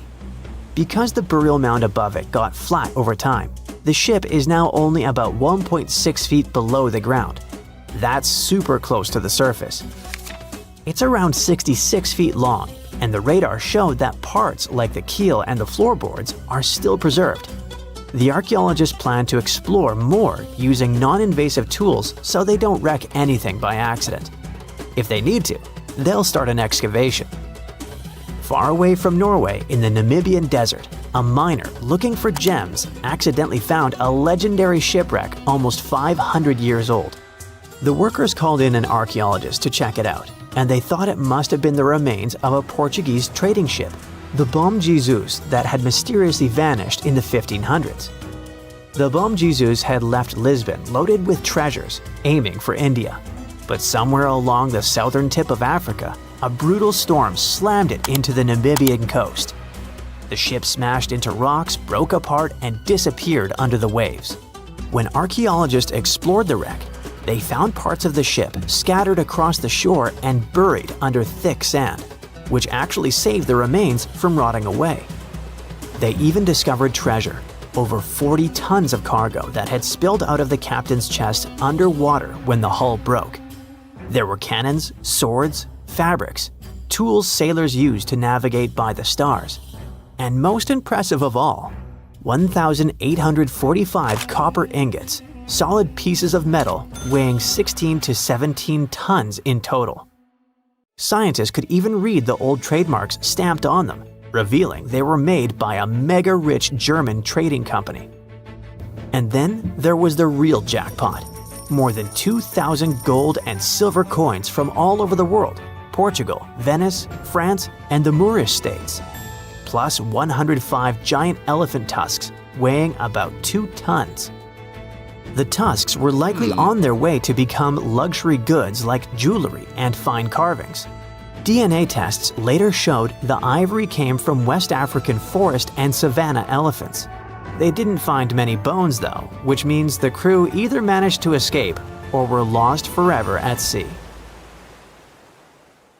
A ship filled with gold and other treasures worth over $13 million was found in the middle of the Namibian desert after almost 500 years. The worker who found it was actually looking for diamonds, but ended up with something way more valuable for history. There were some blocks of copper, some wood, pipes, and elephant tusks. The miners called for an archaeologist, who soon realized it wasn't a disturbed beach like they thought, but a shipwreck. All evidence showed that it was a Portuguese trading vessel, Bom Jesus, that went missing in the 16th century. Experts believe it was a special kind of ship that was bigger, stronger, and better than older ships from Portugal and Spain. These ships were built to take Portuguese explorers on long trips to distant places like India, China, and Japan, and come back with tons of cargo. The Bom Jesus was likely carrying treasures from Lisbon, Portugal, to Western India. But it looks like on its way around the southern tip of Africa, near Namibia, a big storm pushed the ship too close to the shore. The ship hit a rock, tipped over, and broke apart, sinking into the ocean. Archaeologists found treasure from the captain's chest under the water, which probably fell out when the ship's wooden hull broke. They also found pieces of the ship scattered along the shore, likely from the violent storm and later by construction in the area. The storm must have been very fierce, but they didn't find many bones, which means most of the crew may have survived or were lost at sea. The ship was split into 3 sections and incredibly well preserved, thanks to the thick layers of sand that covered it and prevented rot. Archaeologists who studied the wreck discovered over 40 tons of cargo. There were cannons, swords, blocks of metal like lead and tin, fabrics, and tools that sailors used to navigate the stars while traveling across the ocean. The most exciting discovery was 1,845 copper ingots, weighing as much as 16 to 17 tons altogether. Those copper ingots, or pieces of pure metal, are still in great condition because the hull of the ship and layers of sand protected them from ocean water. The scientists even managed to read the trademarks on them on site and learned they were made by a super wealthy German trading company. There were also more than 2,000 shiny gold and silver coins from different countries, and 105 enormous elephant tusks weighing about 2 tons. The tusks were likely supposed to become luxury items like jewelry or carvings at the destination. Archaeologists took some DNA samples from the tusks and found that they came from West African forests and savanna elephants. Researchers were lucky that the ship was found in a restricted diamond mining area. No scavengers were able to get their hands on the treasures. The Bom Jesus remains the oldest and most valuable shipwreck that was ever discovered off the western coast of sub-Saharan Africa. Another shipwreck recently found by accident was buried under a 10-foot tall sand dune near the Caspian Sea. Some people call it the world's largest lake, and it has water levels that rise and fall over time because of the changes in weather patterns. These changes can move sand and uncover things like this shipwreck and other treasures along the coast. As the dune slowly disappeared, the ship started to show. Before digging it out, scientists worried that waves from the sea might damage the wreck. To protect it, they built a wall using thousands of sandbags to keep the waves away. When the ship was uncovered, they discovered it was a 3-masted, 92-foot-long merchant ship with a strong double hull. Wood samples showed the ship was built in the 18th to 19th century using trees like Scots pine, spruce, and larch from the Volga River area or the Caucasus. They even found buckwheat and plants from the same region, which were probably traded or used to feed the sailors. It proves that the ship was part of a group of merchant ships that once sailed the Caspian Sea. An amateur fisherman who was 20 feet under the sea off the coast of Turkey noticed some huge metal remains. He had an underwater camera, so he made footage of the discovery and took it to scientists. They immediately started an investigation and learned that it must be a shipwreck from the first decades of the 20th century. It could be one of the Ottoman Empire ships that had an important mission to deliver supplies, but disappeared without a trace. Scientists got permission to study this Black Sea wreck in detail to learn more about its mysteries. They're hoping to find its shipyard documents to find some answers, as the ship itself is in terrible condition and is tricky to work with. Robot submersibles that belong to an oil and gas company noticed hundreds of intact ancient storage jars sitting on the seabed in the eastern Mediterranean. Experts think those jars are 3,300 years old. This makes the find the oldest shipwreck from the deep sea. The jugs were probably used to store oil or other agricultural products like fruit. This proves that the people who made them organized maritime trade and had incredible navigational skills. It looks like the ancient mariners managed to traverse the Mediterranean Sea without a line of sight to any coast. All they could see was the horizon, so they must have used the sun and other stars to find their way. Off the coast of Sicily, under 20 feet of sand and rock, archaeologists found a shipwreck so old that they aren't even sure what materials were used to build it. They think the ship is from the 5th or 6th century BCE, which means it's over 2,500 years old. This ancient ship wasn't alone.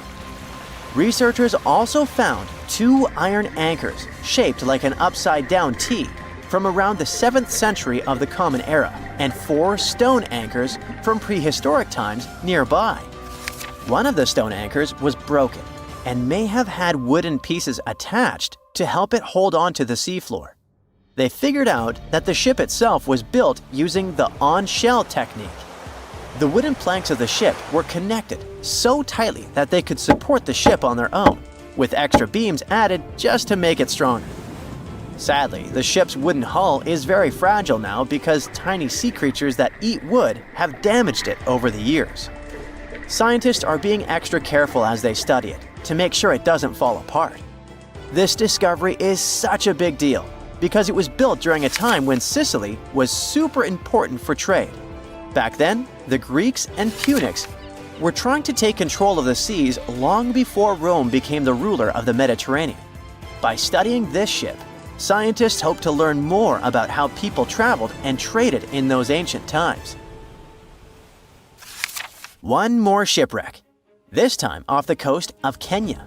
Could be from Vasco da Gama's final voyage. This Portuguese explorer was the first European to reach India by sea around the Cape of Good Hope. Local fishermen discovered the shipwreck in question in 2013. When an underwater archaeologist came to check it out, he found some treasures at the spot: elephant tusks and valuable copper ingots. If this find really has to do with Vasco da Gama, then it must be from the 16th century. It was the year of his 3rd and final voyage to India. Da Gama led a huge fleet of 20 ships, one of which was the São Jorge. Most of the ship is hidden under layers of coral, and a whole team of scientists are carefully digging trenches to find parts of the ship's wooden frame and hull.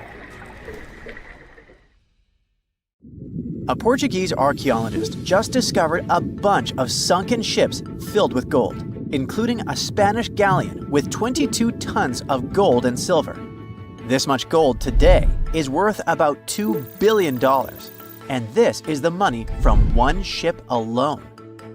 Archaeologist Alexandre Monteiro made this discovery almost by accident.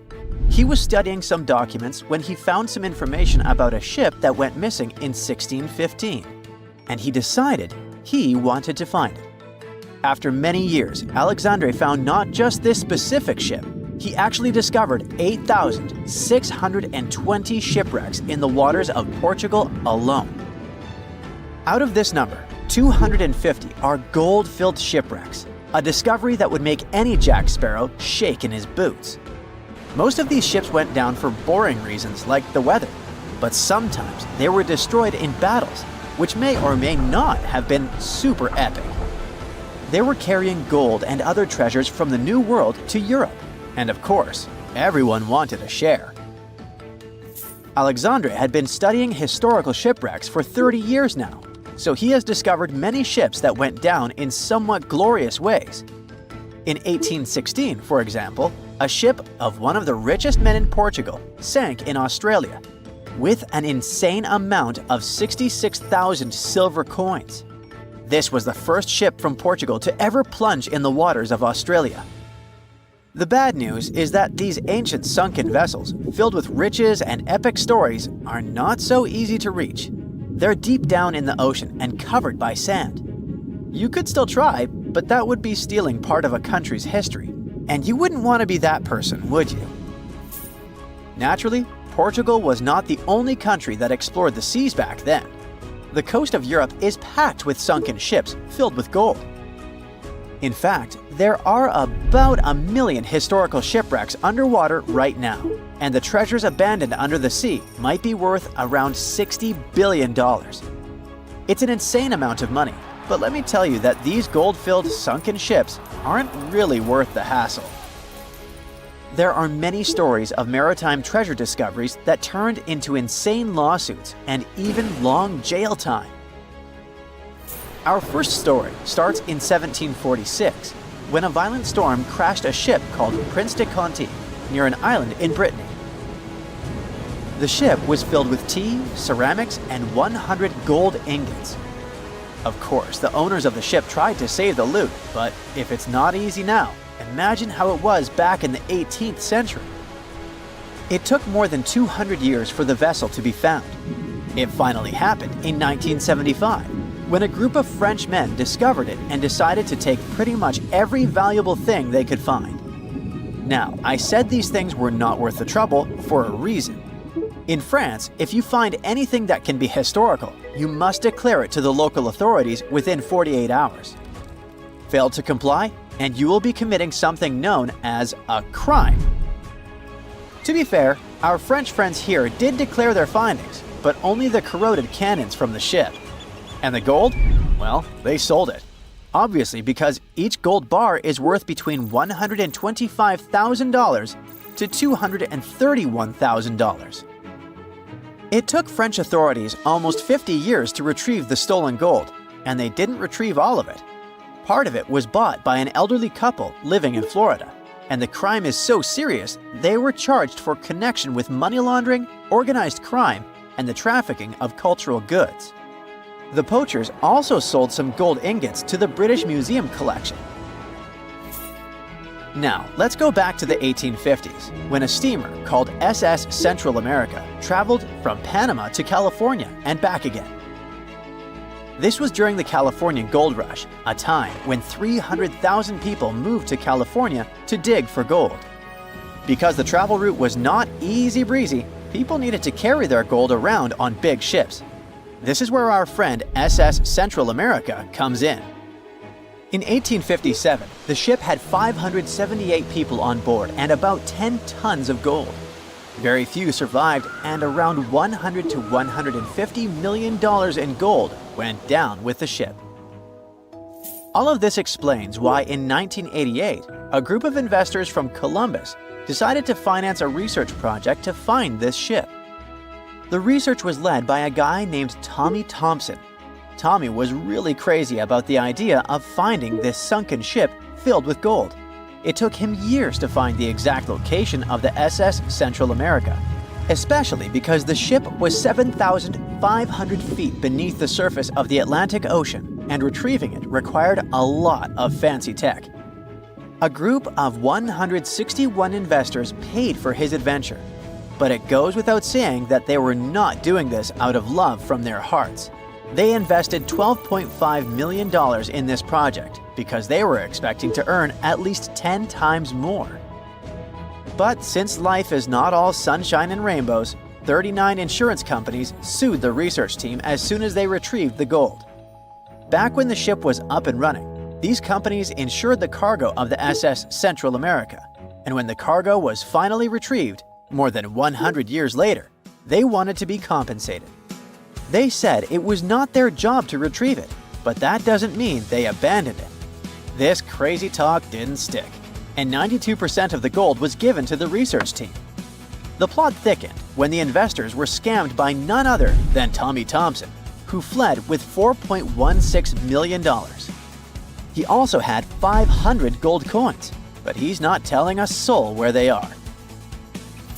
Nonsense like this is the reason why most countries have rules to protect cultural properties. And yes, sometimes shipwrecks can be a cultural property. Obviously, there are many maritime treasure discoveries that happen without breaking any laws. The SS City of Cairo, for example, was a steamship that submerged in 1929 with 2,000 boxes of silver coins weighing 122 tons. A company called Deep Ocean Search retrieved the coins from a depth of 17,000 feet, which is 4,500 feet lower than the Titanic. £34 million went to the UK Treasury, and the deep ocean search also got a share. The good news here is that some of the coins can be bought by collectors, legally. Paying for a treasure is probably the closest you can get to an underwater archaeology find.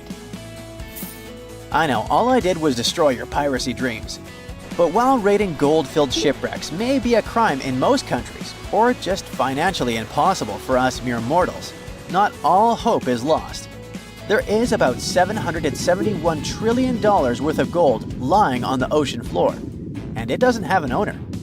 It's like an underwater gold mine, except the gold is in the water. You know how the water of the ocean is salty? Well, the gold gets mixed with the minerals in the water, so it's not like you stumble upon a gold nugget on the beach. Each liter of ocean water has 13 billionths of a gram of gold, and it's very difficult to extract such tiny particles of gold from the water. But that doesn't mean people haven't tried, and of course, there's been a scam here too. In the 1890s, a guy claimed he had invented a thing that would suck gold from the seawater. When he got enough money, he fled the country with the cash. If you really want to get some gold, you could try to extract it from the Earth's core, which has 1.6 quadrillion tons of gold. There's 16 times more gold in the Earth's core than what humans have mined in the whole of history. No hoax involved here, because nobody has dared to go down there yet. With archaeologists discovering gold-filled sunken ships out and about, maybe we can make our own maritime treasure discoveries, or at least save enough money to buy some silver coins. Welcome to the Spirit of Discovery cruise ship, which will take you on an unforgettable sea voyage around the Canary Islands. The azure endless ocean, delicious food, the highest service, premium cabins, and a terrible nightmare that you will probably remember for the rest of your life. This is exactly how one luxury trip of the Saga Cruises Company ended last year. Instead of relaxing during the cruise, passengers felt fear and horror, and even had health problems. And that's why. On October 24th, the Spirit of Discovery liner started a 2-week cruise around the Canary Islands. There were about 1,500 people on board. About 1,000 were passengers, and the rest were crew members. The first week went great, but then the liner encountered a serious problem called nature. There were strong winds and big waves. The captain decided to return to the UK ahead of time, but the decision was made too late. The ship was caught in a severe storm in the Bay of Biscay. A powerful wind with a force of 11 points hit the vessel. To make it easier for you to understand, the 11-point wind is able to tear out trees together with roots, destroy residential buildings, and plunge entire cities into chaos. Such a storm is rare, but Spirit of Discovery was unlucky enough to get into its epicenter. 11 points is the penultimate place on the Beaufort scale, which determines the wind rating.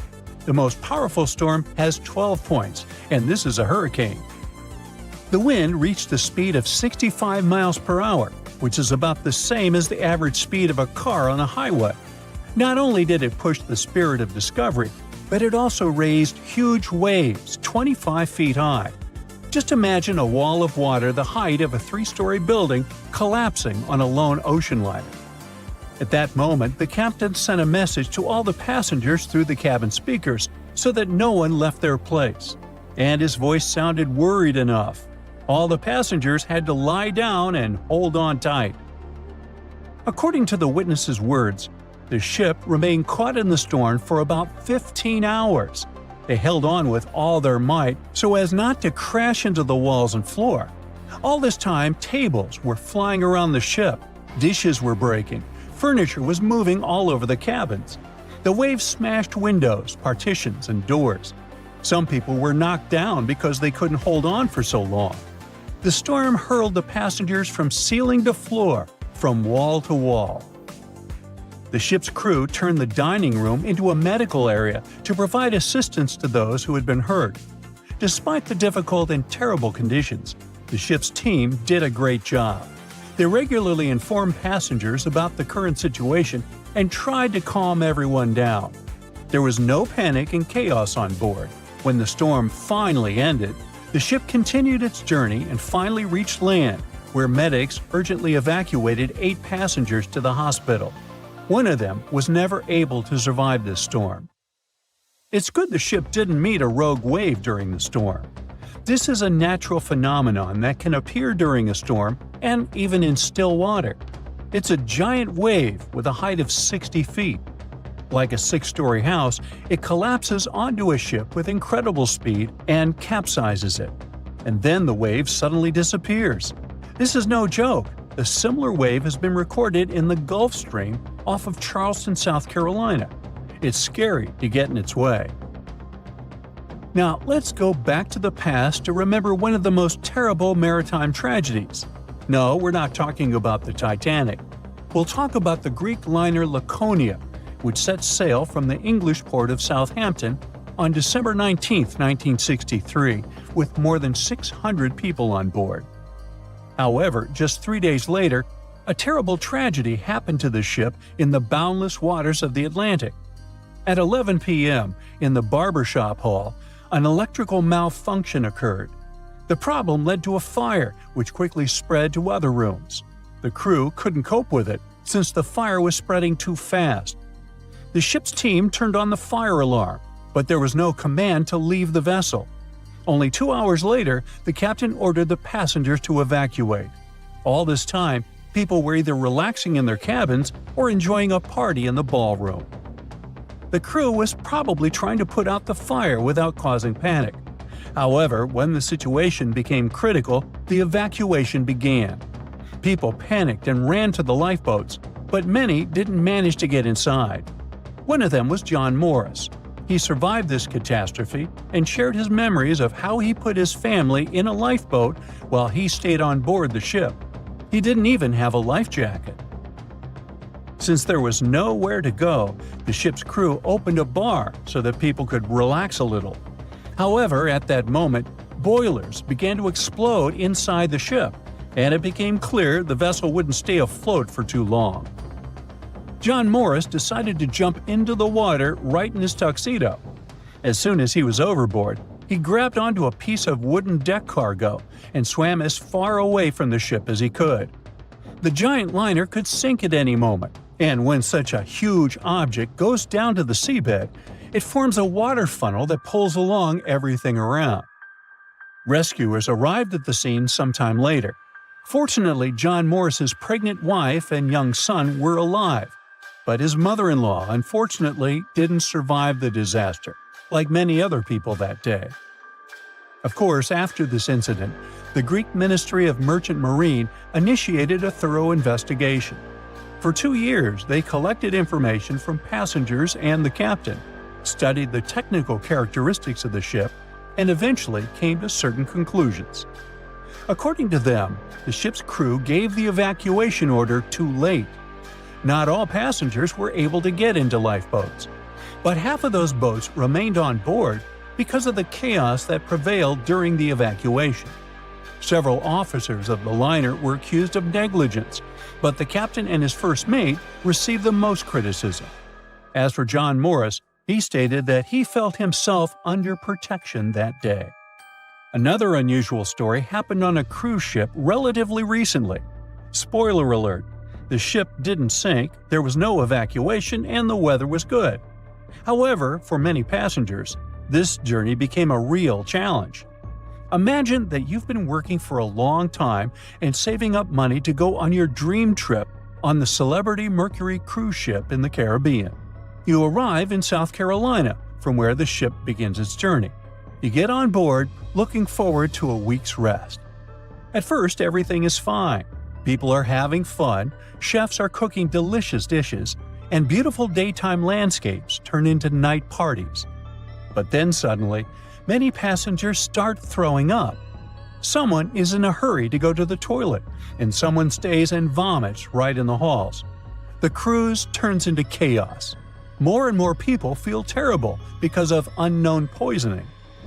You also visited the restaurant and eaten seafood, but fortunately, the disease has avoided you, which can't be said for more than 400 other passengers. almost every 1 in 4 people on board faced gastrointestinal problems. There were almost 2,000 people, and a quarter of them are in bad condition. Crew members do endless cleaning. They wash the deck, give people nausea pills, and ask them not to leave the cabin till the illness passes. The captain sends several samples ashore to determine what caused the poisoning.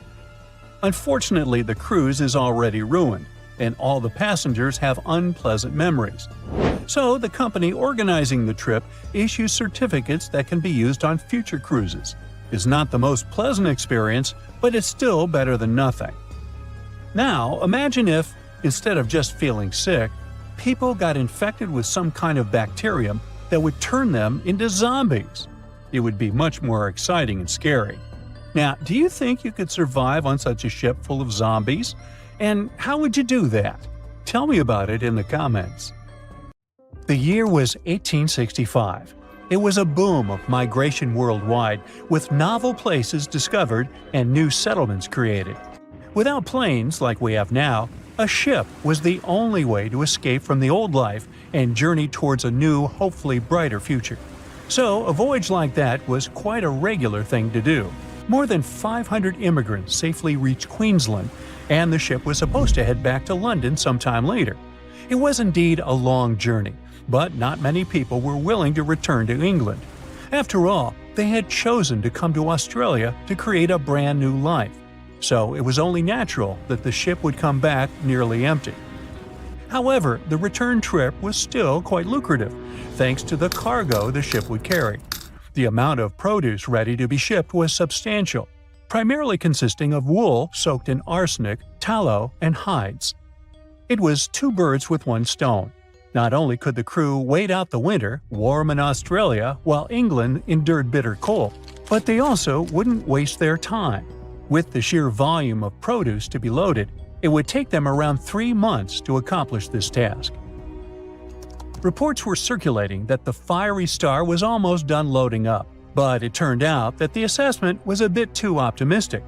To pass the time, Captain Ewell thought it would be a good idea to reach out to the Acclimatization Society and offer to help transport any animals they wanted to send to England on the Fiery Star. He already had some emus and kangaroos on board, but there was still room. The society held a vote, and they were totally on board, pun intended, with Captain Ewell's idea. They figured sending some taligalas would be a great plan. Even though a few of these birds were already in England, the French Society needed a couple, and they could get them shipped there through England. Little did the crew know that all this cargo, all the produce they were willing to sell in England, would ultimately lead to the ship's destruction. Not only was the Fiery Star lost, but most of the people on board did not survive to complete the voyage. March 23rd. That was the day when the ship manifest was finally published. A manifest is a list that details the cargo, passengers, and crew of a ship, plane, or vehicle, primarily for customs officials. This document helps those involved in the transport verify that everyone and everything that was loaded is still on board when the vehicle reaches its destination.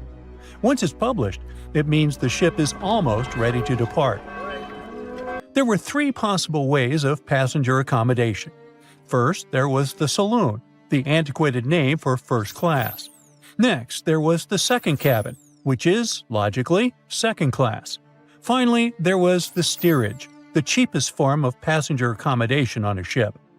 Back in the 19th and early 20th centuries, many people traveled from their homelands, often to North America and Australia, looking for a fresh start. Most of them were poor and had limited funds for travel. In total, there were 8 people in the saloon, another 8 in the second cabin, and only 21 steerage passengers. Out of the 37 passengers, only one, John Ormond, would make it out alive. He bought a ticket for the steerage, so unlike the Titanic situation, in this case, the class didn't really matter. The crew members list wasn't as detailed as the passengers. It was known that, in total, there were around 55 people in the crew, from able-bodied seamen to crew members simply called boys. But there's something telling me that the crew wasn't really that important for the captain. In reality, all that mattered to him was to make as much money as possible, shipping tons of dangerous, flammable cargo. Out of over 50 crew members, only 17 survived that voyage. But there was actually one more crew member who actually survived it all, just because they weren't let in. Sarah Johnson disguised herself as a man and planned to sneak onto the ship. However, something about her looks made the captain get suspicious, so he called the police and made Sarah leave the ship as he didn't want any immoral behavior to take place. Well, he saved her life. For him, it was the last voyage. The captain, W. Hunter Ewell, was quite a celebrity apparently. He already had a record of the safe landing of immigrants in the previous year, so there seemingly was no reason to worry.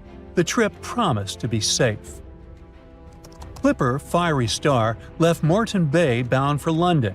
The passengers took their places. The cargo had already been loaded. The full list is astonishing. In addition to all the wool, tallow, cotton, hides, and horns, there were also 6 cases of arrowroot and various other packages. And we can't forget the animals the captain took aboard too. The Fiery Star was far away, yet still observable to the east as it headed toward the Pacific Ocean. This was the last information available until May 26, when news of its destruction emerged from Brisbane. Chief Officer William Sargent's log reveals that the Fiery Star took 12 days to reach the southern tip of New Zealand, passing on April 11, 1865. The trip was going well until heavy seas ruined 2 longboats on April 17. On this day, a strong odor of smoke alerted the captain. When he checked, he found the lower hold completely filled with smoke from a fire fueled by the ship's flammable cargo. The hatches were quickly closed to try to contain the flames, but by the next day, the heat and toxic smoke had forced passengers out of their cabins. George Maber was one of the lucky survivors. He was the ship's engineer, and he recalled the chaotic events on April 20th, as Captain Ewell and most of the crew and passengers tried to evacuate in rough weather. At around 6 p.m., the ship took on water, and without much warning, Captain Ewell, 4 crew members, and a few female passengers hopped into a lifeboat and headed out. The next boat, managed by the second mate, Mr. Adio, was a gig, followed by a crowded jolly boat. Lastly, there was a waste boat, which was barely seaworthy, with 2 men constantly bailing water to keep it afloat. The plan was for the boats to stay close to the Fiery Star overnight and head for the Chatham Islands the next morning. But by dawn on April 21st, all 4 boats had vanished without a trace. On the burning ship, there were 17 crew members and passenger John Oman, who banded together under Chief Officer William Sargent's leadership. For 5 days and nights, George Maber pumped water on the fire without rest. He volunteered to go down the forehatch with a rope around him and a handkerchief over his mouth. He discovered that the foremast had been burned through for about 7 inches, and the port side was severely damaged, resembling an empty shell. Exhausted, he returned for fresh air, but later descended again with Quartermaster Marshall to access a water tank. They couldn't open the lid, and as George crawled over the hides, he felt himself sinking. When they reached the deck, they collapsed from exhaustion. The cargo had been destroyed by smoke and fire, and the heat on the deck was intolerable. The crew survived on limited rations and caged chickens, using every spare piece of wood, including pigsties for the pumps. Distressed pigs ran wild in the heat. A raft was constructed, but was too weak for the open sea. Sleep was elusive, and the crew had lost everything, with only hopes of reaching land or meeting another ship. Finally, the Dauntless appeared and sent a lifeboat to the Fiery Star.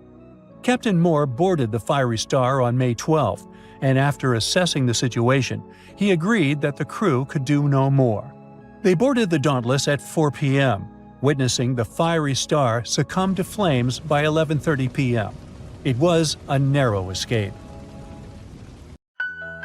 2 sailors were traveling not far from the infamous Bermuda Triangle when they noticed a boat that seemed to be moving by itself. The sails on it were down and the motor wasn't running. One of the men was Matt Rutherford, the first man to ever sail non-stop on his own around North and South America, who has seen a lot during his voyages. But this one was spooky even for him. An awfully abandoned boat that could be hiding scary things inside. Rutherford still decided to approach and inspect the vessel to see if there was someone aboard who needed help. This story happened in 2013, but the sailors waited for 10 years before they published the footage. The ghost ship, which turned out to be named Wolfhound, looked like an upscale one, and it probably cost hundreds of thousands of dollars. It seemed like whoever abandoned it was leaving in a rush. There were clothes and other personal belongings all over the main cabin. Some parts of the ceiling had fallen and some drawers had popped open. Rutherford was afraid to open doors in cabins, so he carefully searched the boat step by step, and luckily found no people who would need help. The sailors decided to tow the ghost ship back to Bermuda. It wasn't easy because Wolfhound was bigger and heavier than their boat. After days at sea, the crew was running low on fuel and asked a passing freighter to stop and give them some gas. They kept pulling Wolfhound with just sail power until the tow line got wrapped around the rudder, and they realized they could get stranded in the Bermuda Triangle. So they had to abandon the ship. After another 23 days in the Atlantic, they finally reached Bermuda. As it turned out later, the mysterious ghost ship belonged to an Irish yacht club member. It got caught in a storm with waves that were 20 feet high and super strong winds, and couldn't continue its voyage. A Greek cargo ship rescued the crew, but they had to leave the ship. Rutherford and his crew found the yacht 9 weeks later. Wolfhound is one of more than 50 ships and 20 planes that disappeared in the Bermuda Triangle since the mid-19th century. The first ship, at least officially documented, was the USS Pickering. It departed from Delaware to the West Indies in 1800. There were 70 people aboard. No one ever heard anything from them ever since. And perhaps we'll never know what exactly happened to them and where the ship is now. The largest ship that has ever disappeared in this mysterious area is the USS Cyclops. In March 1918, carrying a crew of 306 people, the USS Cyclops left Barbados and headed home to Baltimore. It had tons of dense manganese ore on board, which was used in steelmaking. Something happened during its 9-day voyage when it was passing through the Bermuda Triangle. The last message from Cyclops said, "Weather fair, all well," and then it disappeared forever, without even an SOS signal. Another ship that the Bermuda Triangle supposedly took forever was the Cotopaxi in 1925. It was loaded with coal and had a crew of 32 people on board. Its trip was supposed to go from Charleston, South Carolina to Havana, Cuba, but something went wrong and the ship disappeared. Recently, scientists discovered that the Cotopaxi was lying at the bottom of the ocean, about 35 miles from St. Augustine, Florida. Divers who like to go down to the wreck nicknamed this spot the Bear Wreck, but didn't realize they were exploring the remains of the Cotopaxi. One of them, Michael Barnett, was trying to identify the wreck for over 15 years. He carefully measured different parts of the shipwreck that survived underwater with his team. When they compared these measurements with old blueprints of the Cotopaxi, they saw that everything matched up perfectly. The size and position of the boilers were exactly as described in the blueprints. This helped them confirm that they had found the Cotopaxi, and it looks like there was nothing mysterious about its disappearance. It was a combo of bad maintenance, poor care, and rough weather. Many of the hatches used to access the cargo hold where the coal was stored were either broken or missing. This meant that if the ship ran into a storm, water would easily get into the cargo hold, and the ship would get unstable and sink. As the Cotopaxi sailed off the coast of Florida, it met a tropical storm. Just before it disappeared, it sent out a distress call. It was near St. Augustine, so all the puzzle pieces fell into one place. People have come up with all kinds of ideas to explain what might be happening in the Bermuda Triangle. The wildest one is that spaceships from other planets are taking these ships and planes away. Or maybe it has something to do with the lost city of Atlantis, a legendary underwater city. But there are also more rational explanations, such as the fact that this area often has wild and unpredictable weather, with sudden storms and water spouts.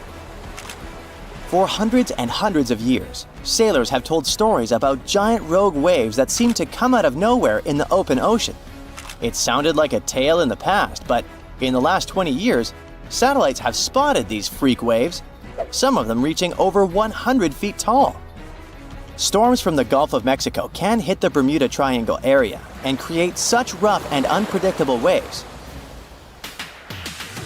Scientists built a model of the USS Cyclops and put it in a wave simulator. They say that even a rogue wave 50 feet tall would be enough to flip over that ship. It had a flat bottom and was less stable and more likely to tip. There are also lots of hills and deep valleys on the ocean floor, which can be dangerous if a ship isn't navigating carefully. Sometimes things can go wrong with engines, communication systems, or other equipment.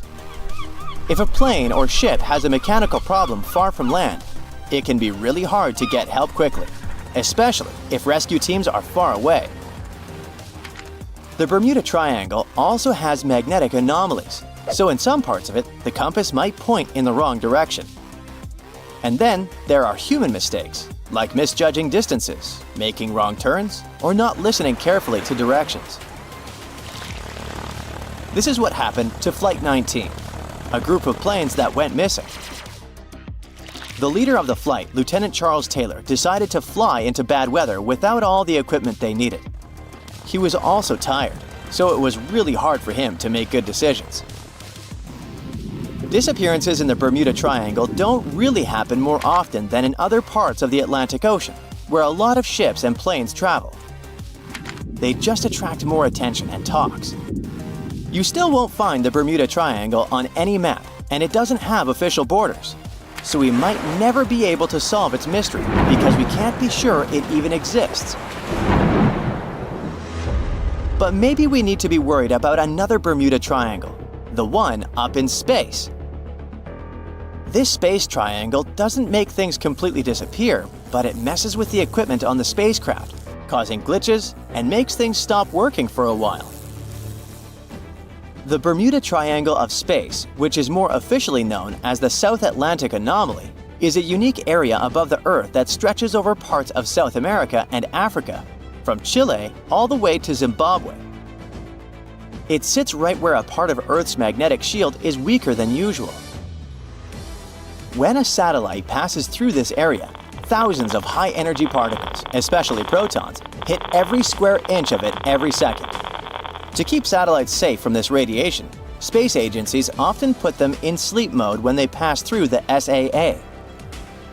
The Hubble Space Telescope passes through the SAA about 10 times a day and spends about 15% of its time in sleep mode because of this anomaly. Even astronauts on the International Space Station, ISS, which also travels near this zone, have to be careful about radiation. Parts of the ISS, like the kitchen and sleeping areas, have extra shielding to protect them. The Nemi ships were massive vessels built by the Romans over 2,000 years ago, complete with marble floors, colorful mosaics, and even plumbing for luxurious baths. Unlike the typical ships of their time, which were mostly used for transport or battles, these were true floating palaces. But the Nemi ships weren't just feats of Roman engineering and luxury. Their story is a wild one. Lost, found, and lost again, these vessels became the focus of a mysterious saga that's puzzled historians for centuries. The first strange thing about them is related to where they were found. These huge wooden ships were lying at the bottom of Lake Nemi, a volcanic lake with still calm waters, located about 19 miles south of Rome. For ages, local fishermen knew about the wrecks, and rumor has it they were taking advantage of that. They'd use grappling hooks to pull up pieces and artifacts from the Nemi ships, selling them at the markets. That went on until 1446, when some noblemen decided enough is enough and started looking into the legends about the Nemi ships. They realized it wasn't just a fish story. Both vessels were actually sitting about 60 feet deep in the lake, and from there, the mystery only grew. When you think about it, 60 feet isn't that deep, and Lake Nemi is pretty small, only 1.1 mile wide and about 100 feet deep. So why build such massive ships in such a small lake? It doesn't really make sense, especially when we find out who built them: the Roman Emperor Caligula. You know, the one known for being one of the cruelest and most unpredictable Roman leaders. But one thing almost everyone can agree on was his impeccable taste for all extravagant things. Caligula spent money like crazy. It's generally assumed that he blew all the imperial treasury in a year on lavish festivals, feasts, and pampering animals. Yep, he supposedly fed his favorite horse oats mixed with gold flakes. Anyway, he loved excess.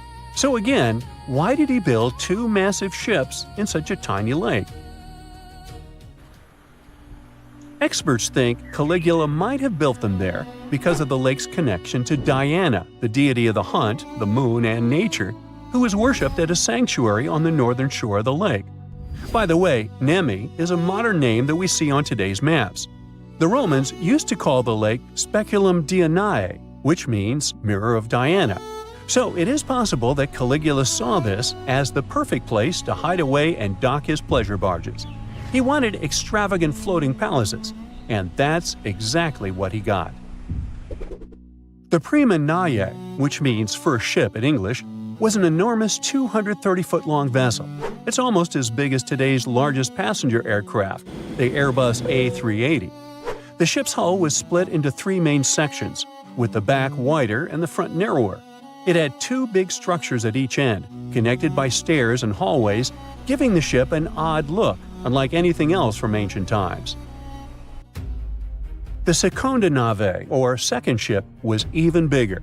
It was in deeper water and farther from the shore, making it harder for people to reach it, which also helped preserve it better. The ship was 240 feet long and 79 feet wide, with a kind of building at the back and a smaller one at the front. Even though the front and back structures were missing at the time the ship was discovered, you can still tell they were there from the way the decks were laid out. These ships were absolutely incredible. They were built with the finest materials. Elaborate mosaics made up the stunning floors, bursting with color, and high-grade marble added a touch of elegance and luxury to the interiors. The ships also had 10 banks of oars, baths, galleries, saloons, and even gardens with vines and fruit trees. Yes, gardens, on a boat. Caligula clearly wanted these ships to be his own private paradise. It's said he threw wild parties on board, where his bad behavior knew no limits. This included having scandalous relationships with the wives of his generals and senators. These ships were definitely designed to impress, showing off not only the wealth and power of the emperor, but also the amazing technical skills of Roman engineers. Evidence suggests that the vessels had technologies we thought weren't developed until later. They had advanced plumbing systems, with some sources suggesting they even had running water. There's evidence of bronze pipes and lead drains, which is insane for ships built in the 1st century. Another thing is that wooden beams were covered in lead to keep away shipworms, those tiny mollusks famous for tunneling into and digesting wood. But the engineers' efforts were a bit pointless in this case, since shipworms don't live in fresh water. There's also a theory that one of the ships had a rotating platform. We still don't know its exact purpose, but it may have been used for the revolving presentation of a statue, probably of Diana, or for entertainment purposes, like guests enjoying their meal while slowly spinning and taking in the view. Who knows?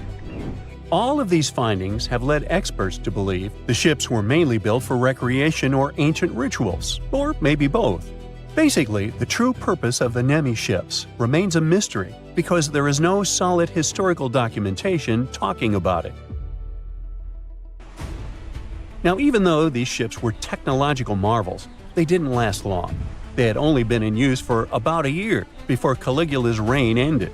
Eventually, the ships were damaged, filled with stones, and sunk to the bottom of Lake Nemi. This brings us back to the story of their discovery. In 1446, they confirmed the wrecks were there, but no one could get them out. Then, in 1929, Italy's leaders decided to drain the lake to rescue the ships. So they pumped out 65 feet of water. It took years to get them out of the mud, but the second ship was finally raised in 1932. During the excavation period, archaeologists found a bunch of precious artifacts from the wrecks. Little by little, vast anchors, bronze decorations, and marble statues came up from the depths, along with fancy oar rings, bronze joints, and copper roof tiles. The cost of these ships must have been astronomical. Recovering the memories and artifacts of Roman times was a very important thing at the time, so taking the ships out of that lake was a huge win for Italy. In 1936, they decided to build a museum to showcase the wrecks and let people visit. But their story took a tragic turn. As you probably know, this was a time really messed up by global conflicts, and Italy was no exception. In 1944, a fire broke out at the museum, destroying the ships and all the important archaeological contents.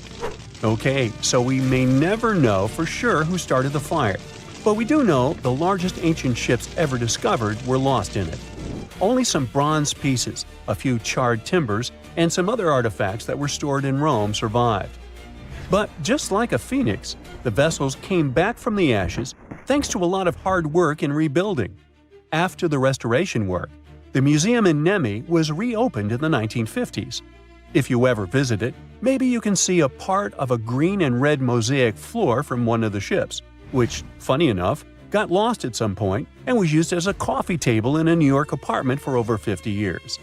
With all the tragic twists in the Nemi ship story, who knows?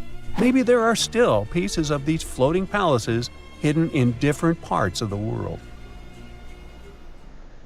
There's a stretch of water that even the most experienced explorers fear.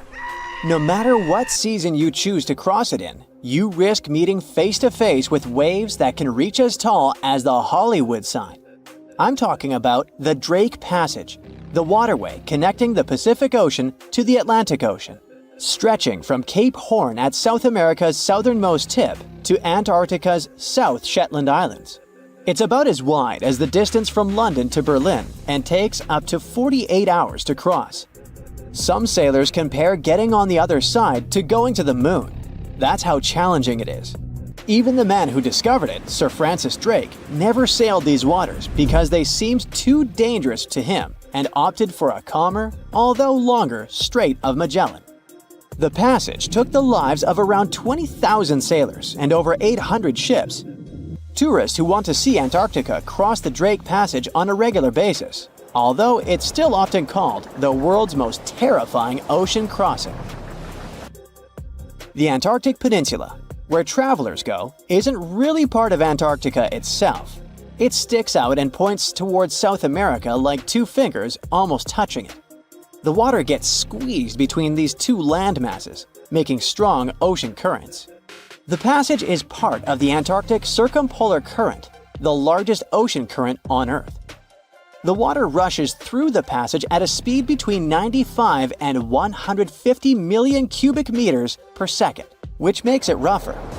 And then there are winds that usually blow from west to east and are very strong between 40 and 60 degrees latitude. That's why those areas are called the Roaring 40s, Furious 50s, and Screaming 60s. Land slows down winds, which is why storms hitting Ireland and the UK get weaker as they move east. But Drake's latitude is the only place where winds can blow all around the Earth without being stopped by land. So they keep getting faster. These strong winds turn into huge waves that can hit ships really hard, normally around 13 to 16 feet tall. They're much higher than waves in the Atlantic. Drake Passage also has underwater mountains that you can't see. The huge current squeezes through this narrow passage and causes waves to crash against these mountains underwater. These internal waves create whirls that bring cold water up from the deep ocean. So it's not just rough on the surface, the water is wild all the way down. The first sailor managed to sail around Cape Horn and through the Drake Passage in 1616. It was a Dutch navigator, Willem Schouten, in 1616. But the most famous attempt to cross it was undertaken by Sir Ernest Henry Shackleton on his ship named Endurance. He and 27 of his men set off from South Georgia, aiming to reach Vassal Bay in Antarctica. But things didn't go as planned. On January 19, 1915, their ship got stuck in the ice. And by October, it began to sink. They camped on floating ice for 2 months before sailing lifeboats to a remote, icy place called Elephant Island. Shackleton and 5 men made a risky journey to South Georgia to get help. It took them 15 days to cross Drake Passage with hurricane winds. Finally, they arrived safely and organized a rescue for the rest of their crew. Scientists found the shipwreck of Endurance only in 2022, 10,000 feet below the water. In December of 2019, 6 fearless athletes decided to cross the Drake Passage by rowing a boat for the first time in history.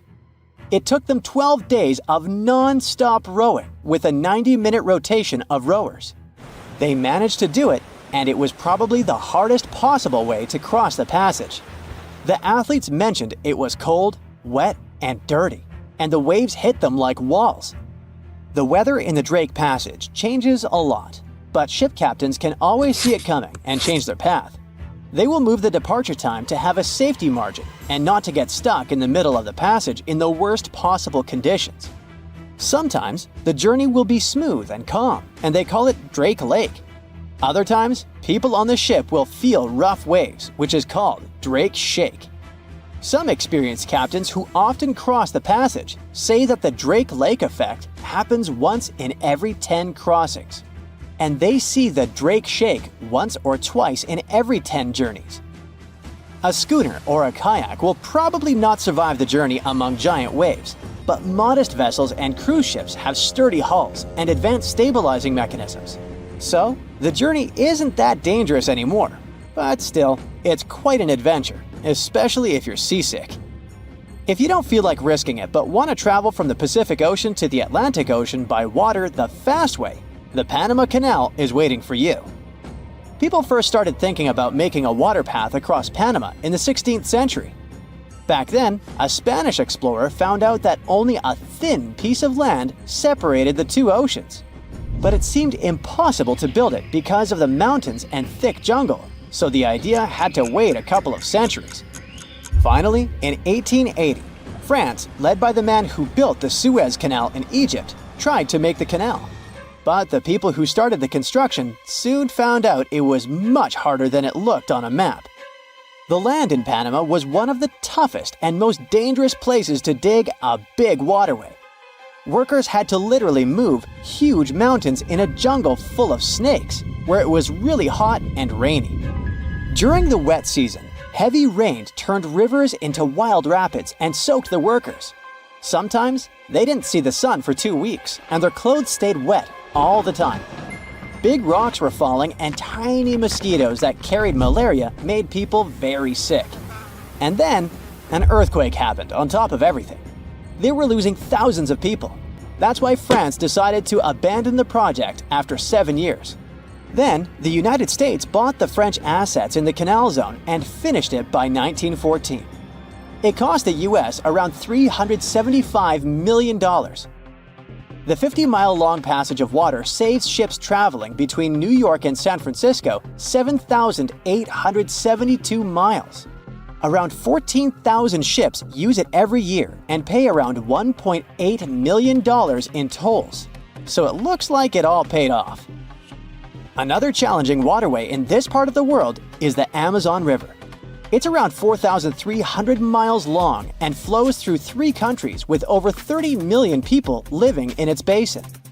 But there isn't a single bridge across it. The river has many marshes and soft soils, so engineers would need to build very long bridges and very deep foundations, which costs a lot of money. Building bridges over deep water is tough, but in other places in the world, engineers can use things like floating platforms to help.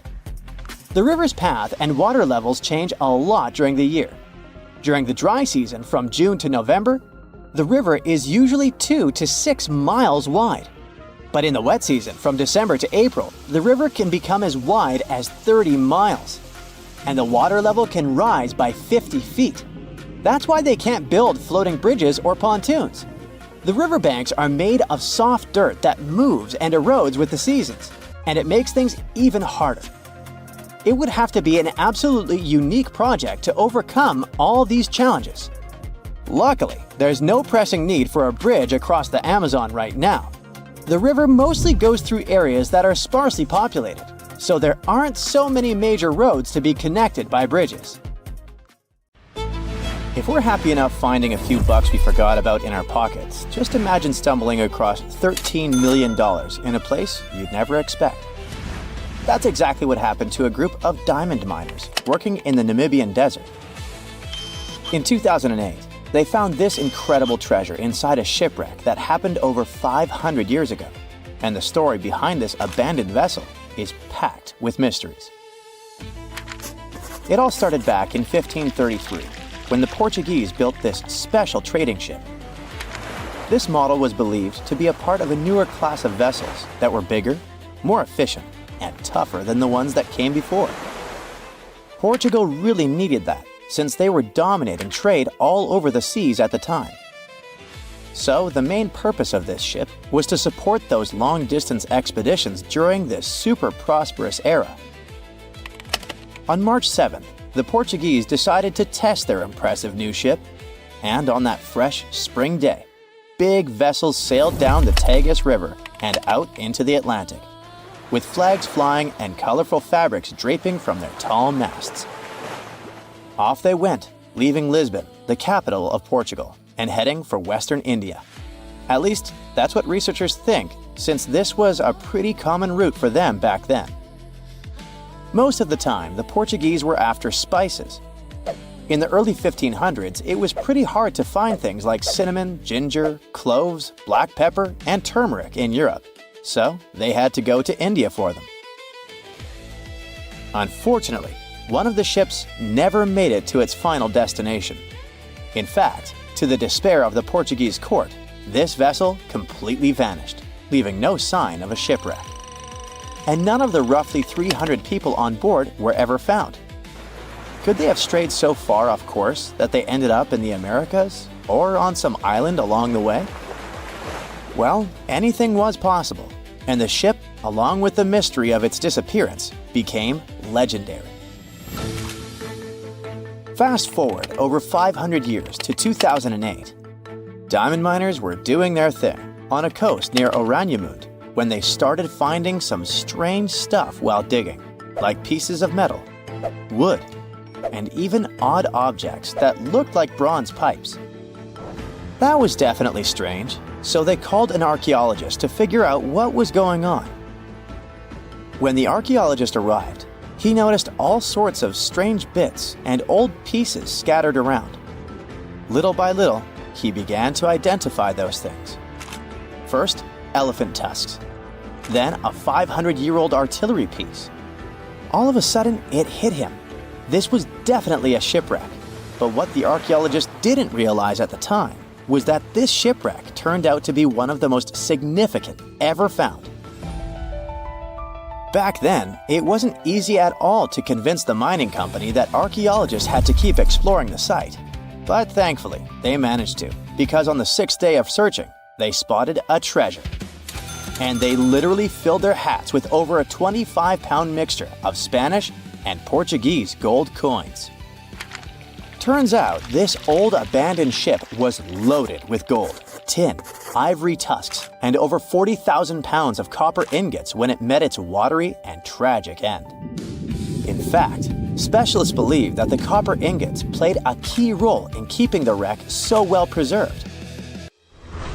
The first reason is kind of obvious. The copper ingots weighing everything down, keeping the shipwreck remnants at the bottom of the ocean. And that was great, as 5 centuries of storms and waves would have washed everything away. But copper ingots were also important for another reason. Fish and other sea creatures might feast on wood, jute sacks, and leather shoes. But copper really ruins their appetite, which means a lot of stuff survived those 500 years at the bottom of the sea that it really shouldn't have. So yeah, against all odds, the treasure was preserved and in excellent condition. The gold looked shiny and intact. While it's impossible to prove beyond a shadow of a doubt that they had just found the legendary Portuguese vessel, all the evidence points to the fact that Yes, they did.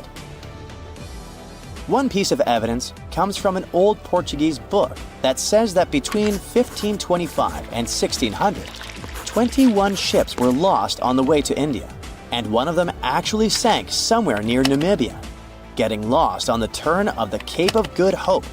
Bingo! From that point on, experts have been going over the wreckage, measuring, photographing, and scanning the site millimeter by millimeter with a high-tech three-dimensional laser scanner. Their goal was to figure out what happened to this ship, or at least get closer to the truth. The first question they had to answer was, why was this ship so close to the coast of Namibia? We're talking about great sailors who probably knew that that stretch of coast was famous for its storms and fog. What happened then? It seems that 4 months or so after its grand departure from Lisbon, the fleet was struck and scattered by a huge storm. So the most likely explanation is that the combination of bad weather and heavy cargo forced the captain to run the ship aground on purpose. According to one theory, he dropped the front anchors and slowly beached the ship. Then it hit an underwater rock in the surf, rolled over in the big waves, and all attempts to free it failed. It began to break apart, starting with the upper structure. At that point, the treasure chest fell out of the captain's cabin and sank down to the seabed. It eventually got crushed and pinned down, but it was also protected by a big piece of the ship's side that broke off when the hull fell apart. Okay, but what about the people on board?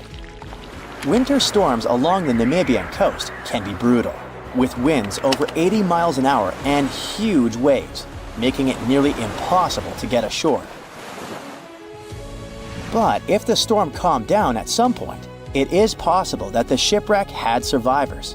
I mean, some human toe bones were indeed found, suggesting at least one person didn't make it, but these were the only human remains that were recovered.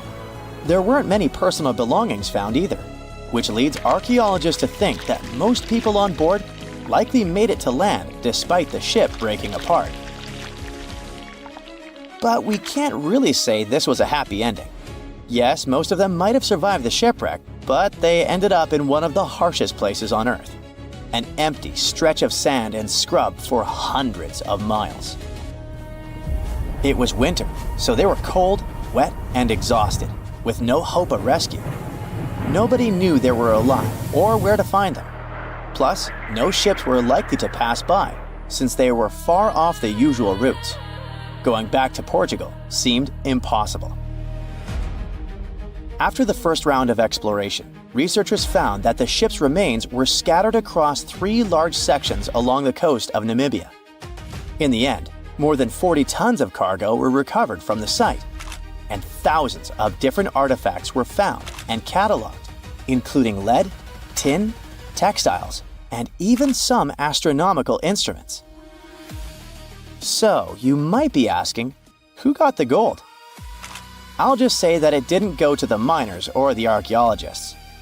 According to the researchers involved, every single coin was handed over to the Namibian government. After all, that is the usual procedure for random ships found on the beach. But this case wasn't that simple, as there is an exception to this rule. If the ship found is a state ship, the country that owns it has the right to receive the treasure. In other words, everything they found inside this old abandoned vessel actually belonged to Portugal, no matter that it all happened ages ago. But the Portuguese leaders apparently allowed Namibia to take the lot.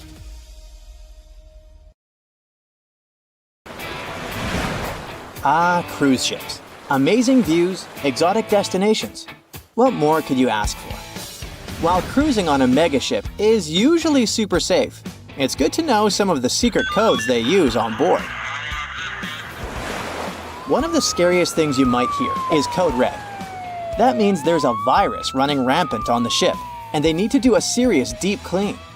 Sick passengers are stuck in their cabins until further notice. But the only announcement that might give you chills is Operation Rising Star, which means a passenger has passed away. On a lighter note, Operation Bright Star not to be confused with bright side, refers to a less critical medical emergency. If you hear PVI, that stands for a public vomiting incident. Yep, you heard that right. Some cruise lines have their own versions of this and just yell Purell, Purell, Purell to get the crew moving. There are tons of codes to keep track of, and let's be real, it's hard to remember them all, especially if you're not cruising all the time. So, here's a quick tip.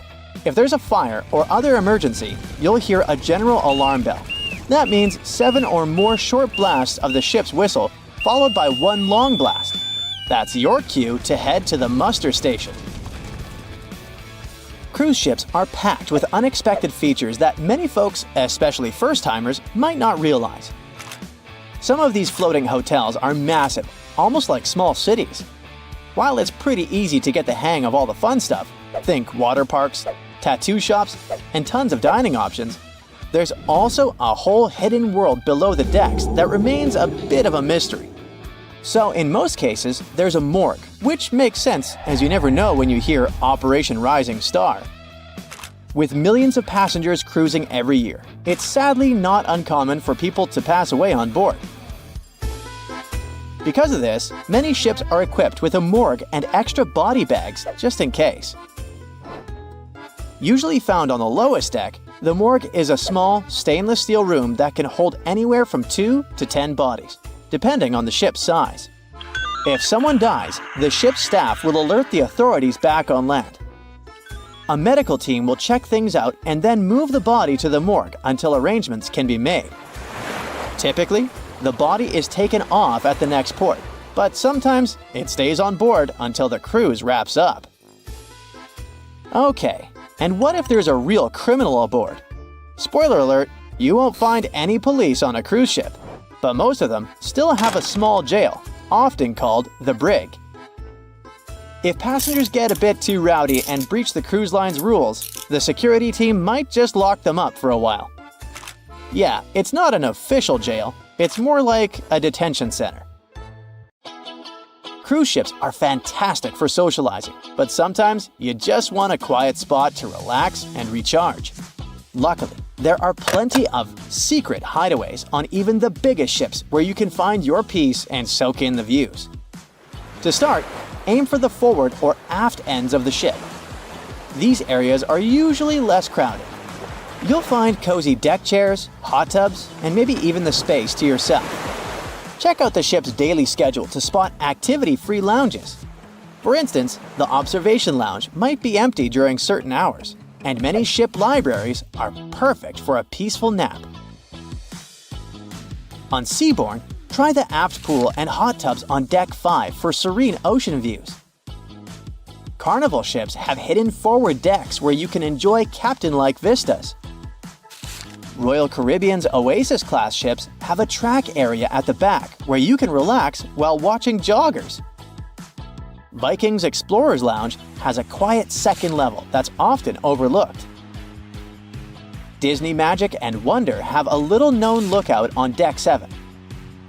While Silversea's Silver Origin features a stargazing platform perfect for night sky watching. Royal Caribbean's helipads and Carnival's Deck 5 Lanai hot tubs are also great gems for some sunshine and tranquility. Now, when you think of pirates, images of Captain Jack Sparrow likely come to mind. Sure, there was media hype around Somali pirates, but are they still a problem? Not exactly. But even so, passengers on cruise ships traveling through high-risk areas near the Horn of Africa can be briefed on what to do if pirates attack. To keep things safe, outdoor activities must be shut down after dark. Cabin lights are better to be dimmed, and passengers are normally told to stay inside their rooms if warned of a potential attack. Despite this, the risk to cruise ships remains low. There's never been a successful attack on one. Anyway, experts admit that it's quite challenging to identify threats in these vast waters. While small pirate boats might be faster, larger cruise ships can usually outrun them and have structural features that resist boarding attempts. Measures like razor wire and fire hoses are among the defenses cruise lines employ to keep passengers safe. Though cruise lines stay tight-lipped about their specific strategies, ensuring passenger safety remains their top priority.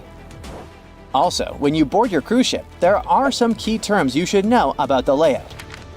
The front is called the forward, and the back is the aft. You'll find staterooms on both sides and in between, each with its own perks.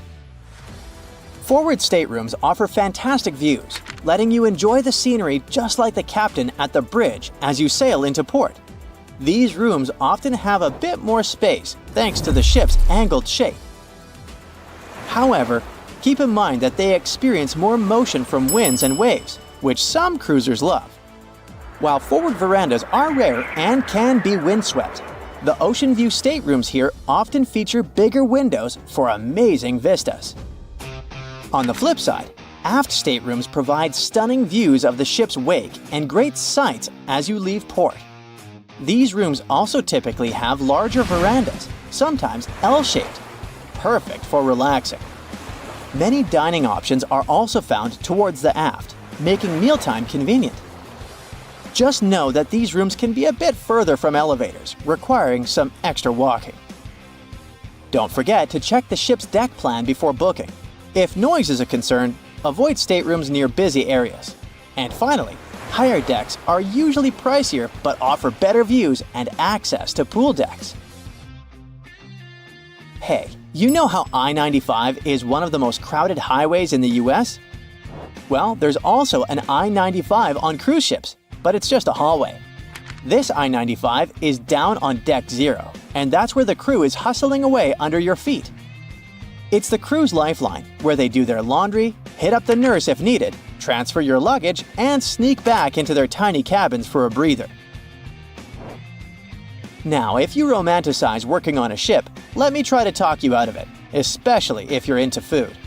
You won't be treated for leftover stuff. These are just rumors circulating online. It's true that the food isn't as luxurious as for passengers, but it's still quite okay. And if someone from the crew wants to treat themselves to something special, they can make a trip to a grocery store at a port to stock up on their favorite snacks to enjoy in their cabins. Yep, the crew members literally live on a ship. Their rooms are tiny and don't even have windows. Picture a bunk bed crammed into a space where the top bunk is so close to the ceiling, you end up bumping your head every morning. They have a tiny closet and just 2 drawers, which means you can only fit a couple of outfits. And what about bathrooms, you may ask? They're so cramped, you could sit on the toilet, take a shower, and brush your teeth all at the same time if you really wanted to. As for sleep, they don't really sleep at night. Instead, they catch cat naps throughout the day. It's tough to squeeze in a full night's sleep when shifts can last over 12 hours, and any free time usually goes to traveling, eating, or partying. What is a boat doing in the middle of a desert? You would expect to find a seagoing vessel closer to shore. This is the question archaeologists have been asking for decades. In 1988, there was a storm near one of the most important archaeological sites in ancient Egypt. A wooden structure emerged from the sand. It was hollowed out by termites. Scientists were determined to solve its mystery. In 2000, they began excavating the site near Abydos, Ubidos. An American team of experts soon discovered a boat that was 70 feet long, and it wasn't alone. In total, there were 14 boats neatly resting next to each other. It was impossible to completely dig out the boats because of their poor condition. Luckily, the wood was preserved enough to get a sample. Analyses revealed that the boats were around 5,000 years old, the oldest fleet in human history to this date. The time of their construction predates the pyramids at Giza by half a millennium. Each ship of the fleet rested in a vault that matched its dimensions. The room was roughly a third of the size of a tennis court. It had mud brick walls that featured more than 120 drawings of boats. Ancient Egyptians incised them on whitewashed walls that were excellently preserved. Scientists have known about these mysterious chambers for well over a century. 1901, 1902. A British archaeologist, Arthur Weigel, stumbled upon a strange structure west of the River Nile. His team caught a glimpse of the interior walls. Sadly, a section of the roof collapsed, so they had to call off further exploration. Researchers abandoned the site, but its location remained on the maps. The boat's position first led scientists to think that they rested on a bank of the mighty Nile. But there was a problem with this theory. Today, the river flows almost 7 miles west of Abydos. Further studies of the surrounding terrain showed the Nile didn't change its course throughout history. Also, if the boats floated near a dock, they would be in unstable positions. The 14 vessels at Abydos were perfectly parallel to each other. There was only one conclusion possible. Someone had deliberately placed them like that. They must have gone through a lot of effort. Each boat had enough room for up to 30 rowers. These vessels could really float. They weren't models, but scholars still don't know if they actually sailed any body of water in ancient Egypt. This doesn't diminish the importance of the find. Previously, archaeologists found only small-scale models. In King Tut's tomb alone, there were 35 boat models. For a long time, these figurines were the only clues as to how ancient Egyptian vessels looked like. The boat's design confirms that they were the real deal. They are the earliest surviving examples of something called built boats. Ancient people constructed primitive vessels by hollowing out large tree trunks. The alternative was reed that was tied together to form a raft. The boats at Abydos had planks tied together. This was a major breakthrough in shipbuilding. During their lifetime, the boats must have seemed impressive. Timber was a valuable commodity at the time. There was no wood in the desert. Cedar had to be imported from Lebanon. The only person who could afford such luxury was the pharaoh.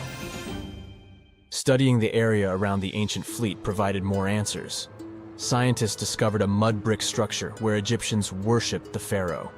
Its approximate date of construction matches that of the wooden boats. The same bricks out of which this building was made were used to encase the fleet. At the time of their construction, the rooms they were stored in had a ceiling. That's the section that archaeologists stumbled upon in the early 20th century. Just like mummies and coffins, these marvelous ships rested inside splendid vaults.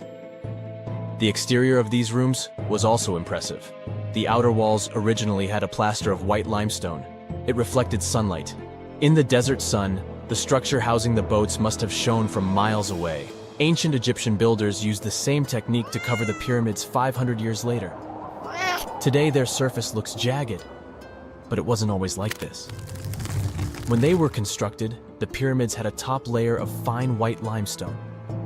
Their surface was smooth and it gleamed in the sunlight. Instead of stairs, the outer layer of the pyramids was more of a sleek ramp. Archaeologists were left with one final question. Which pharaoh owned the fleet? The answer lay just a mile from the site. This is where the tomb of a pharaoh from the 5th dynasty rested, King Senwosret III.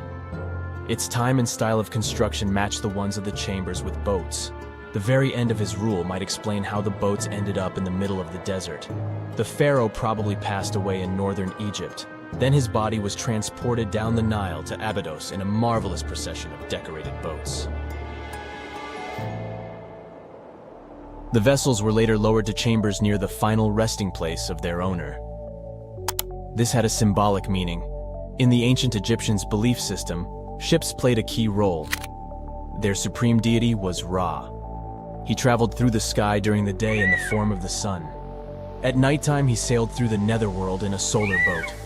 The pharaoh identified himself with Ra. That's why he needed boats in the afterlife. That was the only way to regenerate himself. Just as the sun rises every day above the horizon. This belief existed for thousands of years. The more famous Pharaoh Khufu also had a ship. Scientists found it in 1954 next to his pyramid at Giza. It is some 4 centuries younger than the fleet at Abydos, but Khufu's ship was almost 2 times longer. The Great Pyramid of Giza and King Tut's tomb are some of the most famous archaeological finds in Egypt. But there are many more secrets hiding beneath the endless sands of the Sahara Desert. Recently, 2020, archaeologists found a lost city there. They have labeled it as the most important discovery since King Tut's tomb, 1922. The city of Aten is some 3,000 years old. Historians hope it will give them a unique insight into the everyday life of ancient Egyptians. The famous archaeologist and Egyptologist Zahi Hawass proclaimed the site a lost golden city. Aten sits some 300 miles south of Egypt's capital, Cairo. It is close to the famous Valley of the Kings. Archaeologists first found sections of mud brick walls that spread out in all directions. They discovered complete rooms with tools of everyday life inside. The research team unearthed a bakery, a residential neighborhood, and an administrative district. They all date back to the time when the Egyptian civilization was the wealthiest in its long history. They were also the first to make objects from iron. In 1911, scientists found a set of iron beads near a village in Lower Egypt, El Girza. These are the earliest known iron artifacts. The discovery is literally out of this world.